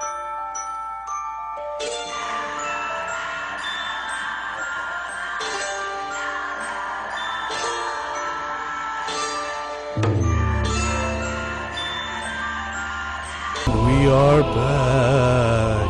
I love the drums. Oh yeah. Believe me, I got this. Yes. Or King Kong. King Kong. Yeah. All right. Well, we're back. We're back here. We got to give out a prize. How about we give out a prize? We have one of our sponsors, My Gamer Tag. It's an Etsy store. If you want to go on there to the Etsy store and just My Gamer Tag, one of our really good friends, he makes these awesome beanies, and we're giving out one free today. Custom beanies. Custom, yes, it's a custom beanie. Super awesome. You can get with him and talk with him about what he can and can do. So. If you want a free beanie, one of the really famous things for locals here is he puts the symbol UTG, which stands for Utah Gamer, but I'm sure he can do a few little other things. So, but we have a question for you to answer, and if you get it right, you will get the prize. So, Let's get the number here really quick. Yes. All right. So the number here to call so you can get ready for it is, for the locals, for Utah, is 801-254-5855. Once again, that's 801-254-5855. Call in. If you're outside the United States or just anywhere else, you can use this number, 1-888-919-2355. That's 1-888-919-2355. All right, here's the question for a free custom beanie. The question is, what is the brand of cough drop that me, Watson, gave to Jack Black? What is the brand of cough drop? So you can either hurry and jump on YouTube if you forgot and look it up of what brand of cough drop I gave to him. And yeah, people who call in get priority. So you could get a free custom beanie, and they are awesome. So call in. You can also jump on the chat and ask. Or also you can email me, Watson at J-WAT, that's J-W-A-T, productions.com. Awesome. So, yeah, we're going to continue on with the show here. We were talking a little bit about a bunch of superhero stuff. Did we answer all the questions that we need to? We did. All right, great. So we're going to jump. We talked about Chris Pratt already with Indiana Jones. I think he'll do awesome. Let's continue to move on here. All right, so let's talk about the Ghostbusters reboot. Yes. First, if you don't mind, do you mind if I give a little background about... I mean, you know it too, I guess, about what happened with Ghostbusters. So originally they were going to make the third Ghostbusters. Oh, we got a call? Yeah, you want to take the first one? Yeah, let's take the caller. All right, ready? Here we go. Yep. First caller. Hello, caller. Welcome to Game and Movie Empire. Hi. The first one dropped. Oh, no. Oh. Caller, welcome to Game. Hey. This is Dead Son from the chat room. Go ahead. Who's this? Dead Son from the chat room. Oh, hey, Dead Son. How are you? Pretty good, pretty good. Awesome, my friend. Are you here to answer the question, or are you here to... I'm gonna try. All right. I was like not totally watching it, but was it CVS? It is. Yeah, it was the CVS. You have a good memory. You do. I'm also playing Destiny right now, so... Nice. See, that's the best way to enjoy this show, is just put it on, game, and then listen to the show. So. Well, and I'm in the chat room, so... Oh, there you go. Perfect, man. Wow, you know how to multitask. That's for sure. Yeah, that's my job. Cool. All right, man. So if you would email me, do you know my email? Do you need me to say it again? If you post it in the chat room, that would be cool. Okay. Which chat room are you in? The Inception Radio Network. Okay. Chat room. Awesome. We'll post it on the chat room. Connect with me, and we'll get that beanie out there for you. Awesome. Thank you very much. Congratulations. Thanks for supporting the show. Hope you continue to listen. Yeah, it's a great show. Thank you. Thank you. Right, good night. Have a good night. We got another caller. Want to take another caller? Yeah. Sure. Hello, caller. How's it going? Hey, good. How are you? Doing great. Are you here to... we already got a winner for the beanie. Unfortunately. But is that what you're calling in for? Yes, sir. Oh, I'm sorry, man. What was your name? Braden. Sorry, one more time? Braden. Awesome, Braden. Well, do you want to ask a question, or do you want to give an opinion about Spider-Man or Chris Pratt being Indiana Jones, since you're on the air anyway?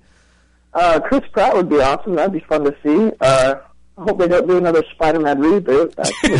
I agree with you on that one. We kind of have our fill of those, don't we? Yeah. Reboots. No, that's too much. But thanks, guys. I'll try another time. Yeah, please continue to listen, and thank you for your support, my friend. Yeah. Thank you. Have a good one. Take care, man. Good night. Awesome. Give me Great that. people. Let me go ahead and post that in Inception. Okay. Go ahead. It's Watson at, and then it's J-WAT, J-W-A-T, and then productions.com. Cool beans, man. Awesome. So we're jumping in here. We Ghostbusters. have Ghostbusters. Yeah.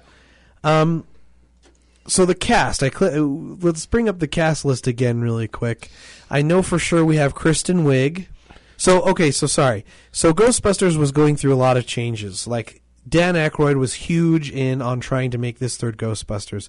The biggest problem is Bill Murray didn't want to do it. Bill Murray was quite upset with the second Ghostbusters, and he with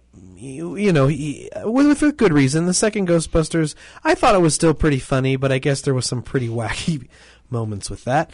And then they went through this whole phase of like, let's make it animation, let's do all this. Finally, they decided to just reboot it entirely. Even from the beginning, however, even though if they were going to make a Ghostbusters 3, there was always a rumor of them doing Ghostbusters, but all female characters. So looks like that still came true. They're going to reboot the entire series. So, yeah. So have you taken a look yet of the cast list of who's going to be in there? Well, I do know, obviously, Kristen Wiig and, is it Megan McCarthy? I believe so. From The Heat and Bridesmaids. Oh, it's Melissa. Or Melissa, I believe. Melissa? I believe so. Yeah, you're right. It's Melissa. Melissa McCarthy, who's hilarious. And, sorry. We're trying to load these all up here. And then Leslie Jones. Oh, you have them right there? So it's Kristen Wiig, Kate McKinnon, Leslie Jones, and Melissa McCarthy. Awesome.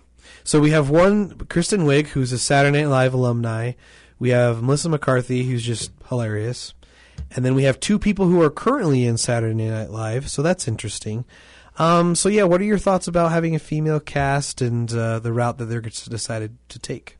Well, it's a bit of a surprise. Let's face it, you don't get a lot of that nowadays. But, it's a good thing, really. Change is good.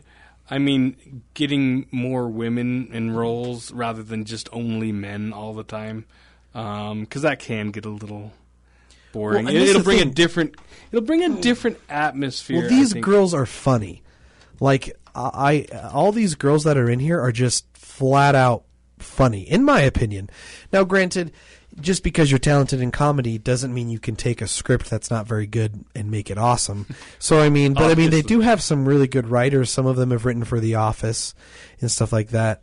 One of the things that I'm interested in is that someone said, or one person wrote an article that said they want to make it scary, which I think is pretty cool. The original one, it scared me as a kid, for sure. Mm-hmm. But like this one, they actually want it to be scary, which I thought it would. I think that would make a really good thing. I think that would be good to make it actually. The video game terrified me. Like now, I was scared. Like you're going through the library and you go through the child section and it's all like kids laughing and stuff. That was super, super scary. We have Larissa. Did I say that right? Larissa Lee. I'm sorry if I'm saying that wrong. She says about it, I love the idea of Kristen Wiig and Melissa McCarthy. Not sure about the other two. Don't know them. Yeah, you should definitely check them out on just on Saturday Night Live. That's where they're most dominant right now. They're really, really funny. Excuse me. And actually, one of them is brand new this season, and she gets picked up to be on Ghostbusters. So she's pretty lucky in that sense.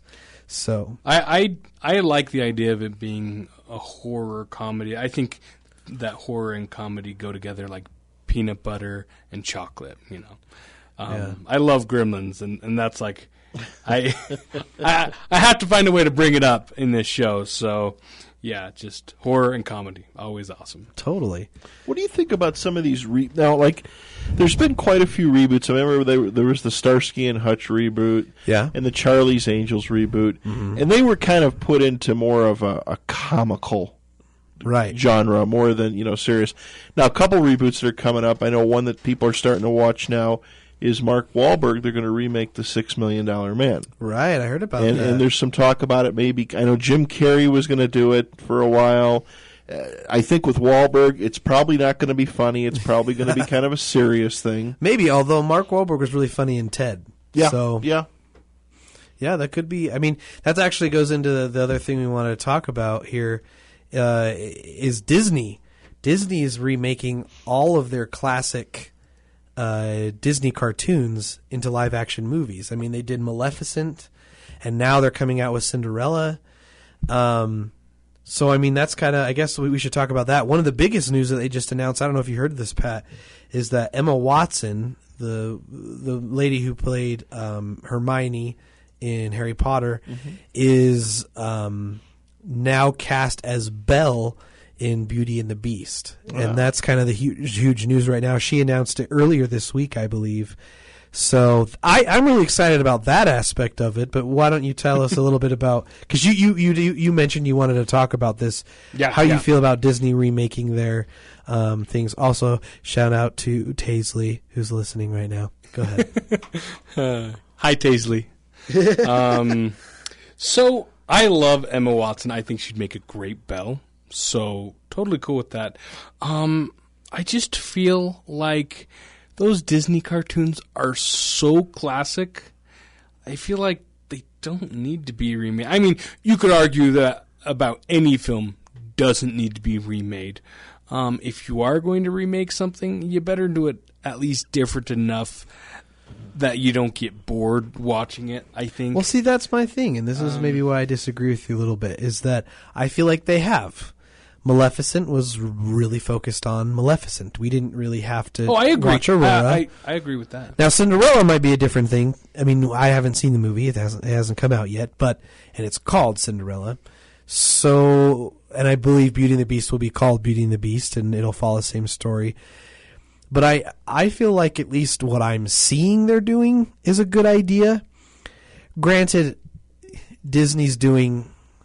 Well, Star Wars is its own script, I guess. But if they are rebooting... Well, they're not basically rebooting. That's what I'm saying. Sequel. That's what I'm saying. I'm just saying. I meant Indiana Jones. Oh, yeah. That, I don't know. I don't know. But I mean, like, we need... The thing is we're suckers for them. In the end, we're suckers for them. It's true. We got to admit that. Like, I'm going to see them. I'm going to see anything that Disney remakes because I loved the cartoons as a kid. And I feel like, and I agree though, if they follow them to a T, they would be stupid. They shouldn't follow the cartoons to a T. They should explore other aspects of it. Yeah. I mean, Cinderella, the original story, is very dark. I don't think they're going that direction. They might. I mean, they very might. I mean, heck, they did Into the Woods, and they followed it decently close as far as adult content goes. Well, like, let me give you an example from the actual fairy tale. The stepmother had the stepsisters cut off their toes so that they could fit them in the slippers. So. Which they actually show in the movie I just said, Into the Woods. Yeah, they actually no show kidding. that. Mm-hmm. And they actually show it. Yeah, it's pretty awful. So, and then, the stepmother does, beats Cinderella. And I mean, it's quite an awful experience for Cinderella. So it's not like, you got to scrub the floor. Man, my life is awful. It's not that is kind of horrible, but it could be worse. Right, totally. So I'm really excited for Beauty and the Beast, however. I think that would be awesome. I wonder how far back they're going to go. Like, I wonder what their next movie is going to be after Beauty and the Beast. Do you think they'd make an Aladdin, or do you think that's too soon? Or do you think what other movie do you think they could remake? Well, which one do you hope? You know what I hope for, if you don't mind me saying. Go for it. I think Sword in the Stone would be pretty sweet. Well, I think Sword in the Stone could be a good. I mean, or maybe they call it Merlin. That'd be kind of cool. They've done that. Stop. TV show. I want a live action movie. Well, not that they didn't do a live action. Wait, did Disney do Merlin? No. See, that's what I'm saying. It was BBC, I think. But no, I wasn't terribly fond of Sword of the Stone. It had some really cool moments, but I love Sword of the Stone. But I love King Arthur Legends. I don't know why. For some reason, I just like stuff about King Arthur. That was me trying to be funny, but thanks for the pity laugh. Yes, I only laughed because you said you were trying to be funny. Yes. I know. But I feel like they chose Sleeping Beauty and they took Maleficent. So I feel like they do Cinderella. Maybe they try to focus on something else. I don't know. I mean, like you make a movie about Beauty and the Beast, you focus on the Beast. I don't know. I mean, Maybe his backstory or something? Yeah, I don't know. It would be, I mean, yeah, it'd be really hard to focus on. I mean, maybe it would be nice to go in a little more detail about what he did to become, because I know that he was an awful person, and then closed out the woman who was begging for for food, I think, and he shuts the door on her. But no, I think it might be cool to kind of, I mean, everyone's really into darker type tone stuff, ever since Christopher Nolan's stuff. But I mean, I don't think there's anything wrong with that. I think it just shows more emotion.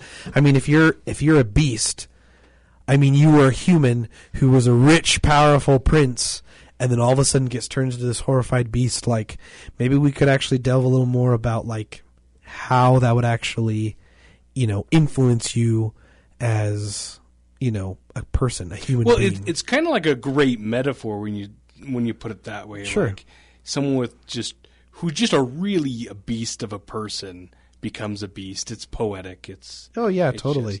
This is what I think, though. I think The Little Mermaid, if they were going to do another one. Oh, that would be a good one. Well, we're going to continue our conversation here in a bit. We're going to take a quick commercial break and see you on the other side. Hello and welcome back to the Game and Movie Empire Show. I'm Arthur, and I am here with Pat, and I'm here with Watson. Hello, my friends. Hello. And we were just talking a little about reboots. Oh, and a happy birthday to Phil Collins today. Aw, nice. I hope you're listening, Phil Collins. Of course he is. He on might his be. birthday. Yeah. Yeah. Two worlds, one family. Speaking of Disney reboots. Heart. Tarzan. I mean, how many Tarzan movies have there been? That is Speaking true. of which. But yeah, we were talking about maybe movies that Disney might remake into a live action. Larissa from the chat, she said that she would love to see a Disney remake Hercules, but as a live action remake Without The Rock. The Rock. I think they did that. They actually. just did. There was they this just year. did. Oh my god! But not the Disney version of Hercules. Oh. She asked who we think should play as Meg in Hercules, and my answer to both of those questions is Chris Pratt. So no, well, seriously, The Rock has come back to play Hercules. has come home. Anyways, I think Meg. You know who'd be a good Meg? Liv Tyler. Well, actually, no, because Liv Tyler isn't too sassy. She needs to be sassy. She's put on quite a bit of weight, too. Tina Fey. No. She's a little... She needs to be... She looks like Sarah Palin. She does look like Sarah. Anna Kendrick.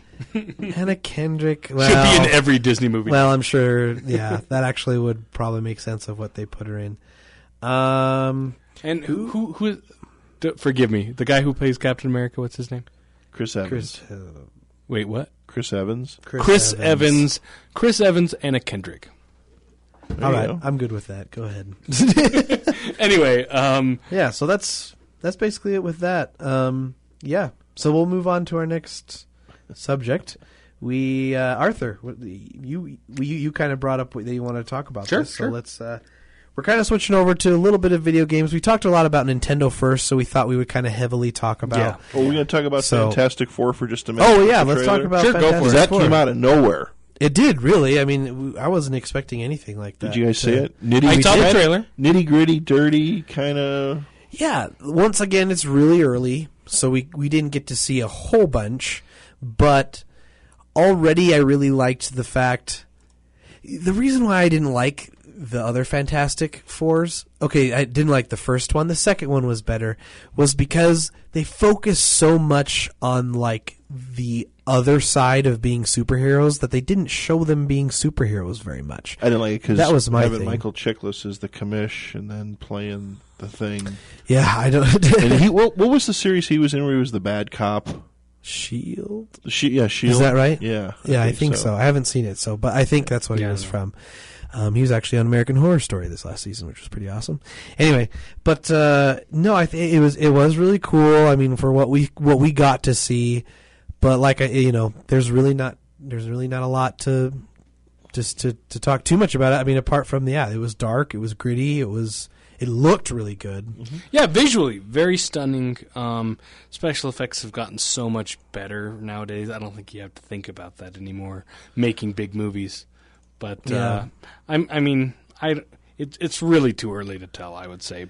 but I'm going to see it, obviously. Duh. Sure. But one thing I do want to bring up is the fact that supposedly the rumor is, well, Fox has announced that they're making a Deadpool movie. Yes. They've also announced that it will take place in the X-Men and the Fantastic Four universe. I'm hoping and praying, and I do believe Ryan Reynolds is playing Deadpool. That was going to be the plan. I don't know if that's still the plan. Well, he's the one who announced it. Oh, well, then that would make sense. Yeah, I mean, he put it on his Twitter and stuff, so I assume that's what it is. I hope, and probably one of the biggest reasons why I'd watch Fantastic Four is in hopes that they would tease something with Deadpool, because that would be awesome. That is a movie that people have been begging for, and I'm glad that people finally... Let's talk about that, though, because thinking about Deadpool, like Deadpool, he's the guy that breaks the fourth wall all the time. I mean, not very serious, very violent, and like... Anti-hero. Yeah, and it makes me wonder, how do you do that with... trying to match that with the tone of X-Men and this new Fantastic Four, like I think that'd be kind of hard. In his own movie, I think that'll work. It would work a lot better. But then, yeah, when you put him with other characters, I think that does, unless it's his own movie. Because if it's own movie, you can be inside his head. True. You can do other things. I feel like the video game, at least I didn't get to beat it, but what I played did a really good job at doing that. So yeah, that's what I would say, is that if they did their own movie, it seems like it'd be a lot easier to do. But we'll see. My one thing with Ryan Reynolds is he's funny, he's sarcastic, but is he crazy? That's something that I haven't seen from Ryan Reynolds, because there's parts where Deadpool is just flat out insane. Like, he is insane, period. I agree. I mean, he's funny, sometimes he's a villain. And he's definitely an anti-hero. Right. I'm not saying he goes so crazy like the Joker or anything, but sure. I mean, he still has moments where, I don't know. So, I mean, that'll be interesting to see for sure. Well, and I think it's sometimes hard to do those types of movies because, like, you're like, oh, well, this guy isn't a hero. He's a terrible person, and he's kind of funny, but I don't like him. Like, how do you actually make a film out of that? Like, I think that would be really tough, honestly. Yeah, well, I mean, there's a few movies that we're not supposed to... I mean, Breaking Bad. Sure. I mean, Breaking Bad, we're not supposed to like Bryan Cranston. I mean, not that we're not supposed to. But he definitely has like an evolution of his character. Is Deadpool gonna go through this evolution? I don't know. I don't know. Speaking of Bryan Cranston, there's some rumors that he's not. I mean, like that could get reignited. We can't ruin Breaking Bad again, okay? We did give out some big spoilers, but I think it is safe to say, I do hope that he makes some kind of appearance in Better Call Saul. I agree. I don't know what. I don't know how. I'm going to watch it every single episode to find out if he does. And, I mean, Bryan Cranston's definitely really big on teasing about that kind of thing. So if it, in some ways, any way that it overlaps with Breaking Bad, I will For love. sure. Totally. Because I just, between Aaron Paul, Bryan Cranston... so good. Something we keep forgetting to talk about, and I apologize. Yes. We need to announce something. So Pat's show is awesome. We still have 10 minutes. We still have a lot of things to talk about, and we still have our last prize to give away. But we wanted to announce something so that we can still, so that we don't forget again. Yes. So Pat's show you can still check out every Saturday night, 6 to 10. And we are the last Saturday. We join his show. I mean, we're still a part of his show. But we wanted to do something weekly that we could still, interact with you guys. And you guys talk about that you want something weekly. So what we're going to do is we don't want to interfere with Pat's show because so we're going to do it on a different day. We're going to do it on Thursday. And we're also, Pat, we're still going to have people, we're going to advertise your show. We're letting him know this now, I guess. It's probably not a good thing. We should have let you know this before. But what we want to do is we want to do, so every Thursday night at about, it'll be 9. That's what we decided. Yeah, about 9. Yeah, 9. We're going to do YouTube streams. So we'll just go on our YouTube. We're gonna do live. We're just gonna do live events. We'll chat with you. We'll talk with you, and we'll just talk about weekly things. Maybe an hour or two, just depending on what we want to talk about. And then every once in a while, we're gonna do a Twitch stream, and you maybe like once a month we do a Twitch stream. Yeah, or every other. Yeah, really however whatever we want to do, or whatever you guys suggest us to do, and what you guys want us to play. So, definitely. Yeah. So this Thursday coming up, we're gonna actually do a Twitch stream, and if you guys want to suggest games that we play, I have Far Cry 4, I have Grand Theft Auto 5, I have Alien Isolation, I have PT, I have what's the one that's the really scary one that we always Outlast. We'll never beat beat try that to get game. through Outlast. You could do Slender Man. Oh, yeah. jeez. So that's what we're going to be playing. So we're going to do a Twitch stream this Thursday at 9 p.m. So jump onto our Twitch. Just type J-WAT Productions. And then that's what we'll do on Thursdays. And then always, and then on Saturday, listen to Pat's show from 6 to 10 Mountain Standard Time. So we just wanted to announce that. We still have a few minutes left. But we just wanted to announce that to kind of... just so that we don't forget again. Yeah, and hopefully, we'd love to have you guys keep listening. We really appreciate you. It's been really to great us so and far. Pat's show. Definitely. So, cool. So we have a few minutes. We have one last thing to give away, but then we also have a lot of things we wanted to talk about, and it's kind of a big subject. So maybe we can save some of it for Thursday. All right, well then, do you want to just tell them about the last thing we're going to give away, Sure, and then maybe we can talk about... We'll have a short preview, maybe, of what we can talk about on Thursday while we stream. Okay, yeah. So what we're going to talk about when we stream is... Yeah. So at Sundance, they had Oculus Rift, as well as the Samsung, and they had the Google Cardboard, which is kind of like a ghetto version of virtual reality. So you've got different... Way to talk down our prize. I'm not against ghetto things. It is awesome, though. I have one. But anyway, so we are going to be giving away one of these Google Cardboards. It's fun. It really is. It's awesome. Like, what's great about it is it'll work on any phone. And for those that don't know...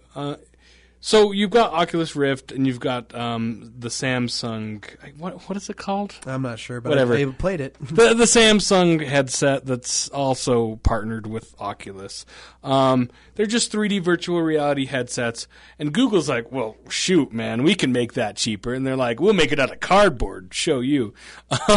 So they make it out of cardboard. You just fold it out. It's like some crazy cardboard origami. And that is what we're going to be giving away. It's a lot of fun. Any phone, you can just download some apps really easily and have a fun VR experience just with your phone and a piece of cardboard. And VR stands for virtual reality. Yeah, sorry. So, I shouldn't assume everyone knows that. Yeah, and so basically it's pretty cool. Like there's an app that you can get where most of them are kind of like you watch a movie kind of play out, but you literally use your phone, you put the Google Cardboards on your over your eyes, and you can look around, and literally as you look around, you it makes it so that you look around with the device. It's pretty awesome. So you can see a 360 view of whatever you're watching. It's pretty amazing. So we're going to be giving that out. Do you want me to say how we're going to pick winners? All right, so just like we do at the end of every show, to our YouTube channel, we have gameplay videos, we have funny short videos. Now we have interviews with Jack Black, James Marsden, Jermaine Clements, and Sam Rockwell, James Franco. So if you guys want to check those out, you can go to our YouTube channel. We're going to do a subscribe-a-thon type thing. So, and if you're already subscribed, don't worry. Go ahead and either message us on YouTube or send us a message on Facebook, just J-WAT Productions. And so everyone who wants to get these sweet Google virtual reality devices, all you have to do is go to youtube.com/user/JWAT Productions, subscribe to us, and Just and if you like I said, and so after you subscribe to us, we'll get emails of people who subscribe to us, and then we're gonna pick a winner to get this virtual reality. And if you've already subscribed to us, don't worry, you can still get one. All you have to do is message us on Facebook, or if you know me personally on Facebook, you can message me, or you can tweet at us at J-WAT Productions, and also my personal Twitter, which is at Watty McFly. So yeah. So definitely want that. Seriously, it is awesome. Virtual reality on your phone, Google Cardboard. It's awesome. Yeah, it's fun. I was passing it around with my friends last week after we got it, and they all had fun. I showed my so mom. dumb. I showed my mom, and she was just like freaking out. She was like, "Oh my gosh, what's going on?"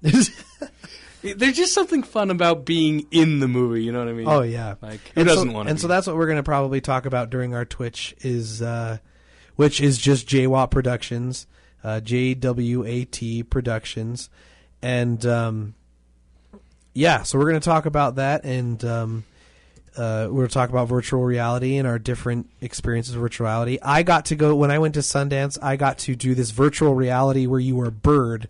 So literally you laid down on this machine and it had wings on the side and you flapped and controlled yourself and it was over like a city.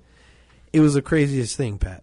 And you would like flap your wings and you would fly and you would like dive and there was like a fan right in front and it like sped up and so it literally there was a couple seconds, where I felt like and like you look to your left and you look to your right and you could see your big old wings and stuff. So yeah, it was pretty awesome.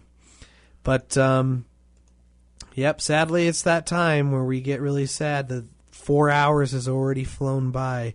So goes by so quickly. It does. So we'd like to thank Pat overall, Fringe Radio. Just because our show's over doesn't mean, that the show's over. Every Saturday, Pat has his show, and it's awesome. Like he mentioned, he has some really cool guests coming up. Yep. Who do you got lined up next week? Yeah. Astronaut Abby will be here. And Patty Conklin will be here, and we've got one other guest we're just waiting to coordinate some timing with. And, of course, our good friend Bill Forte, who is putting all that stuff out on YouTube. He is just a editing animal. I want to thank him. And people can go out there and check out all these great interviews that we've had. Please do. And all the commercials are gone, all the news is gone. So it's just the raw interviews. Awesome. So, yeah. Right on, man. Good work, Bill. Well, I guess that's it for us. Yeah. I mean, it's been a lot of fun. Thanks for all that supported us. I'm Watson. I'm Arthur. I'm Pat, and we'll see you here on the game group in a month goes pretty quick. Yes, it does. Yeah. We'll have a great guest for you. Thank you, guys. Good night, everybody. Take care. Good night. Oh man, does that music mean what I think it means? Afraid so, compadre. Oh man, I wish we could do this every month. Every month, you say? Well then you're in luck. We can!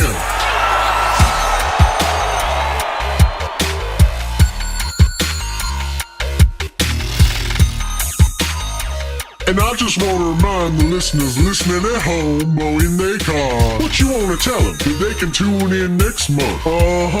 They better stop packing their bags now.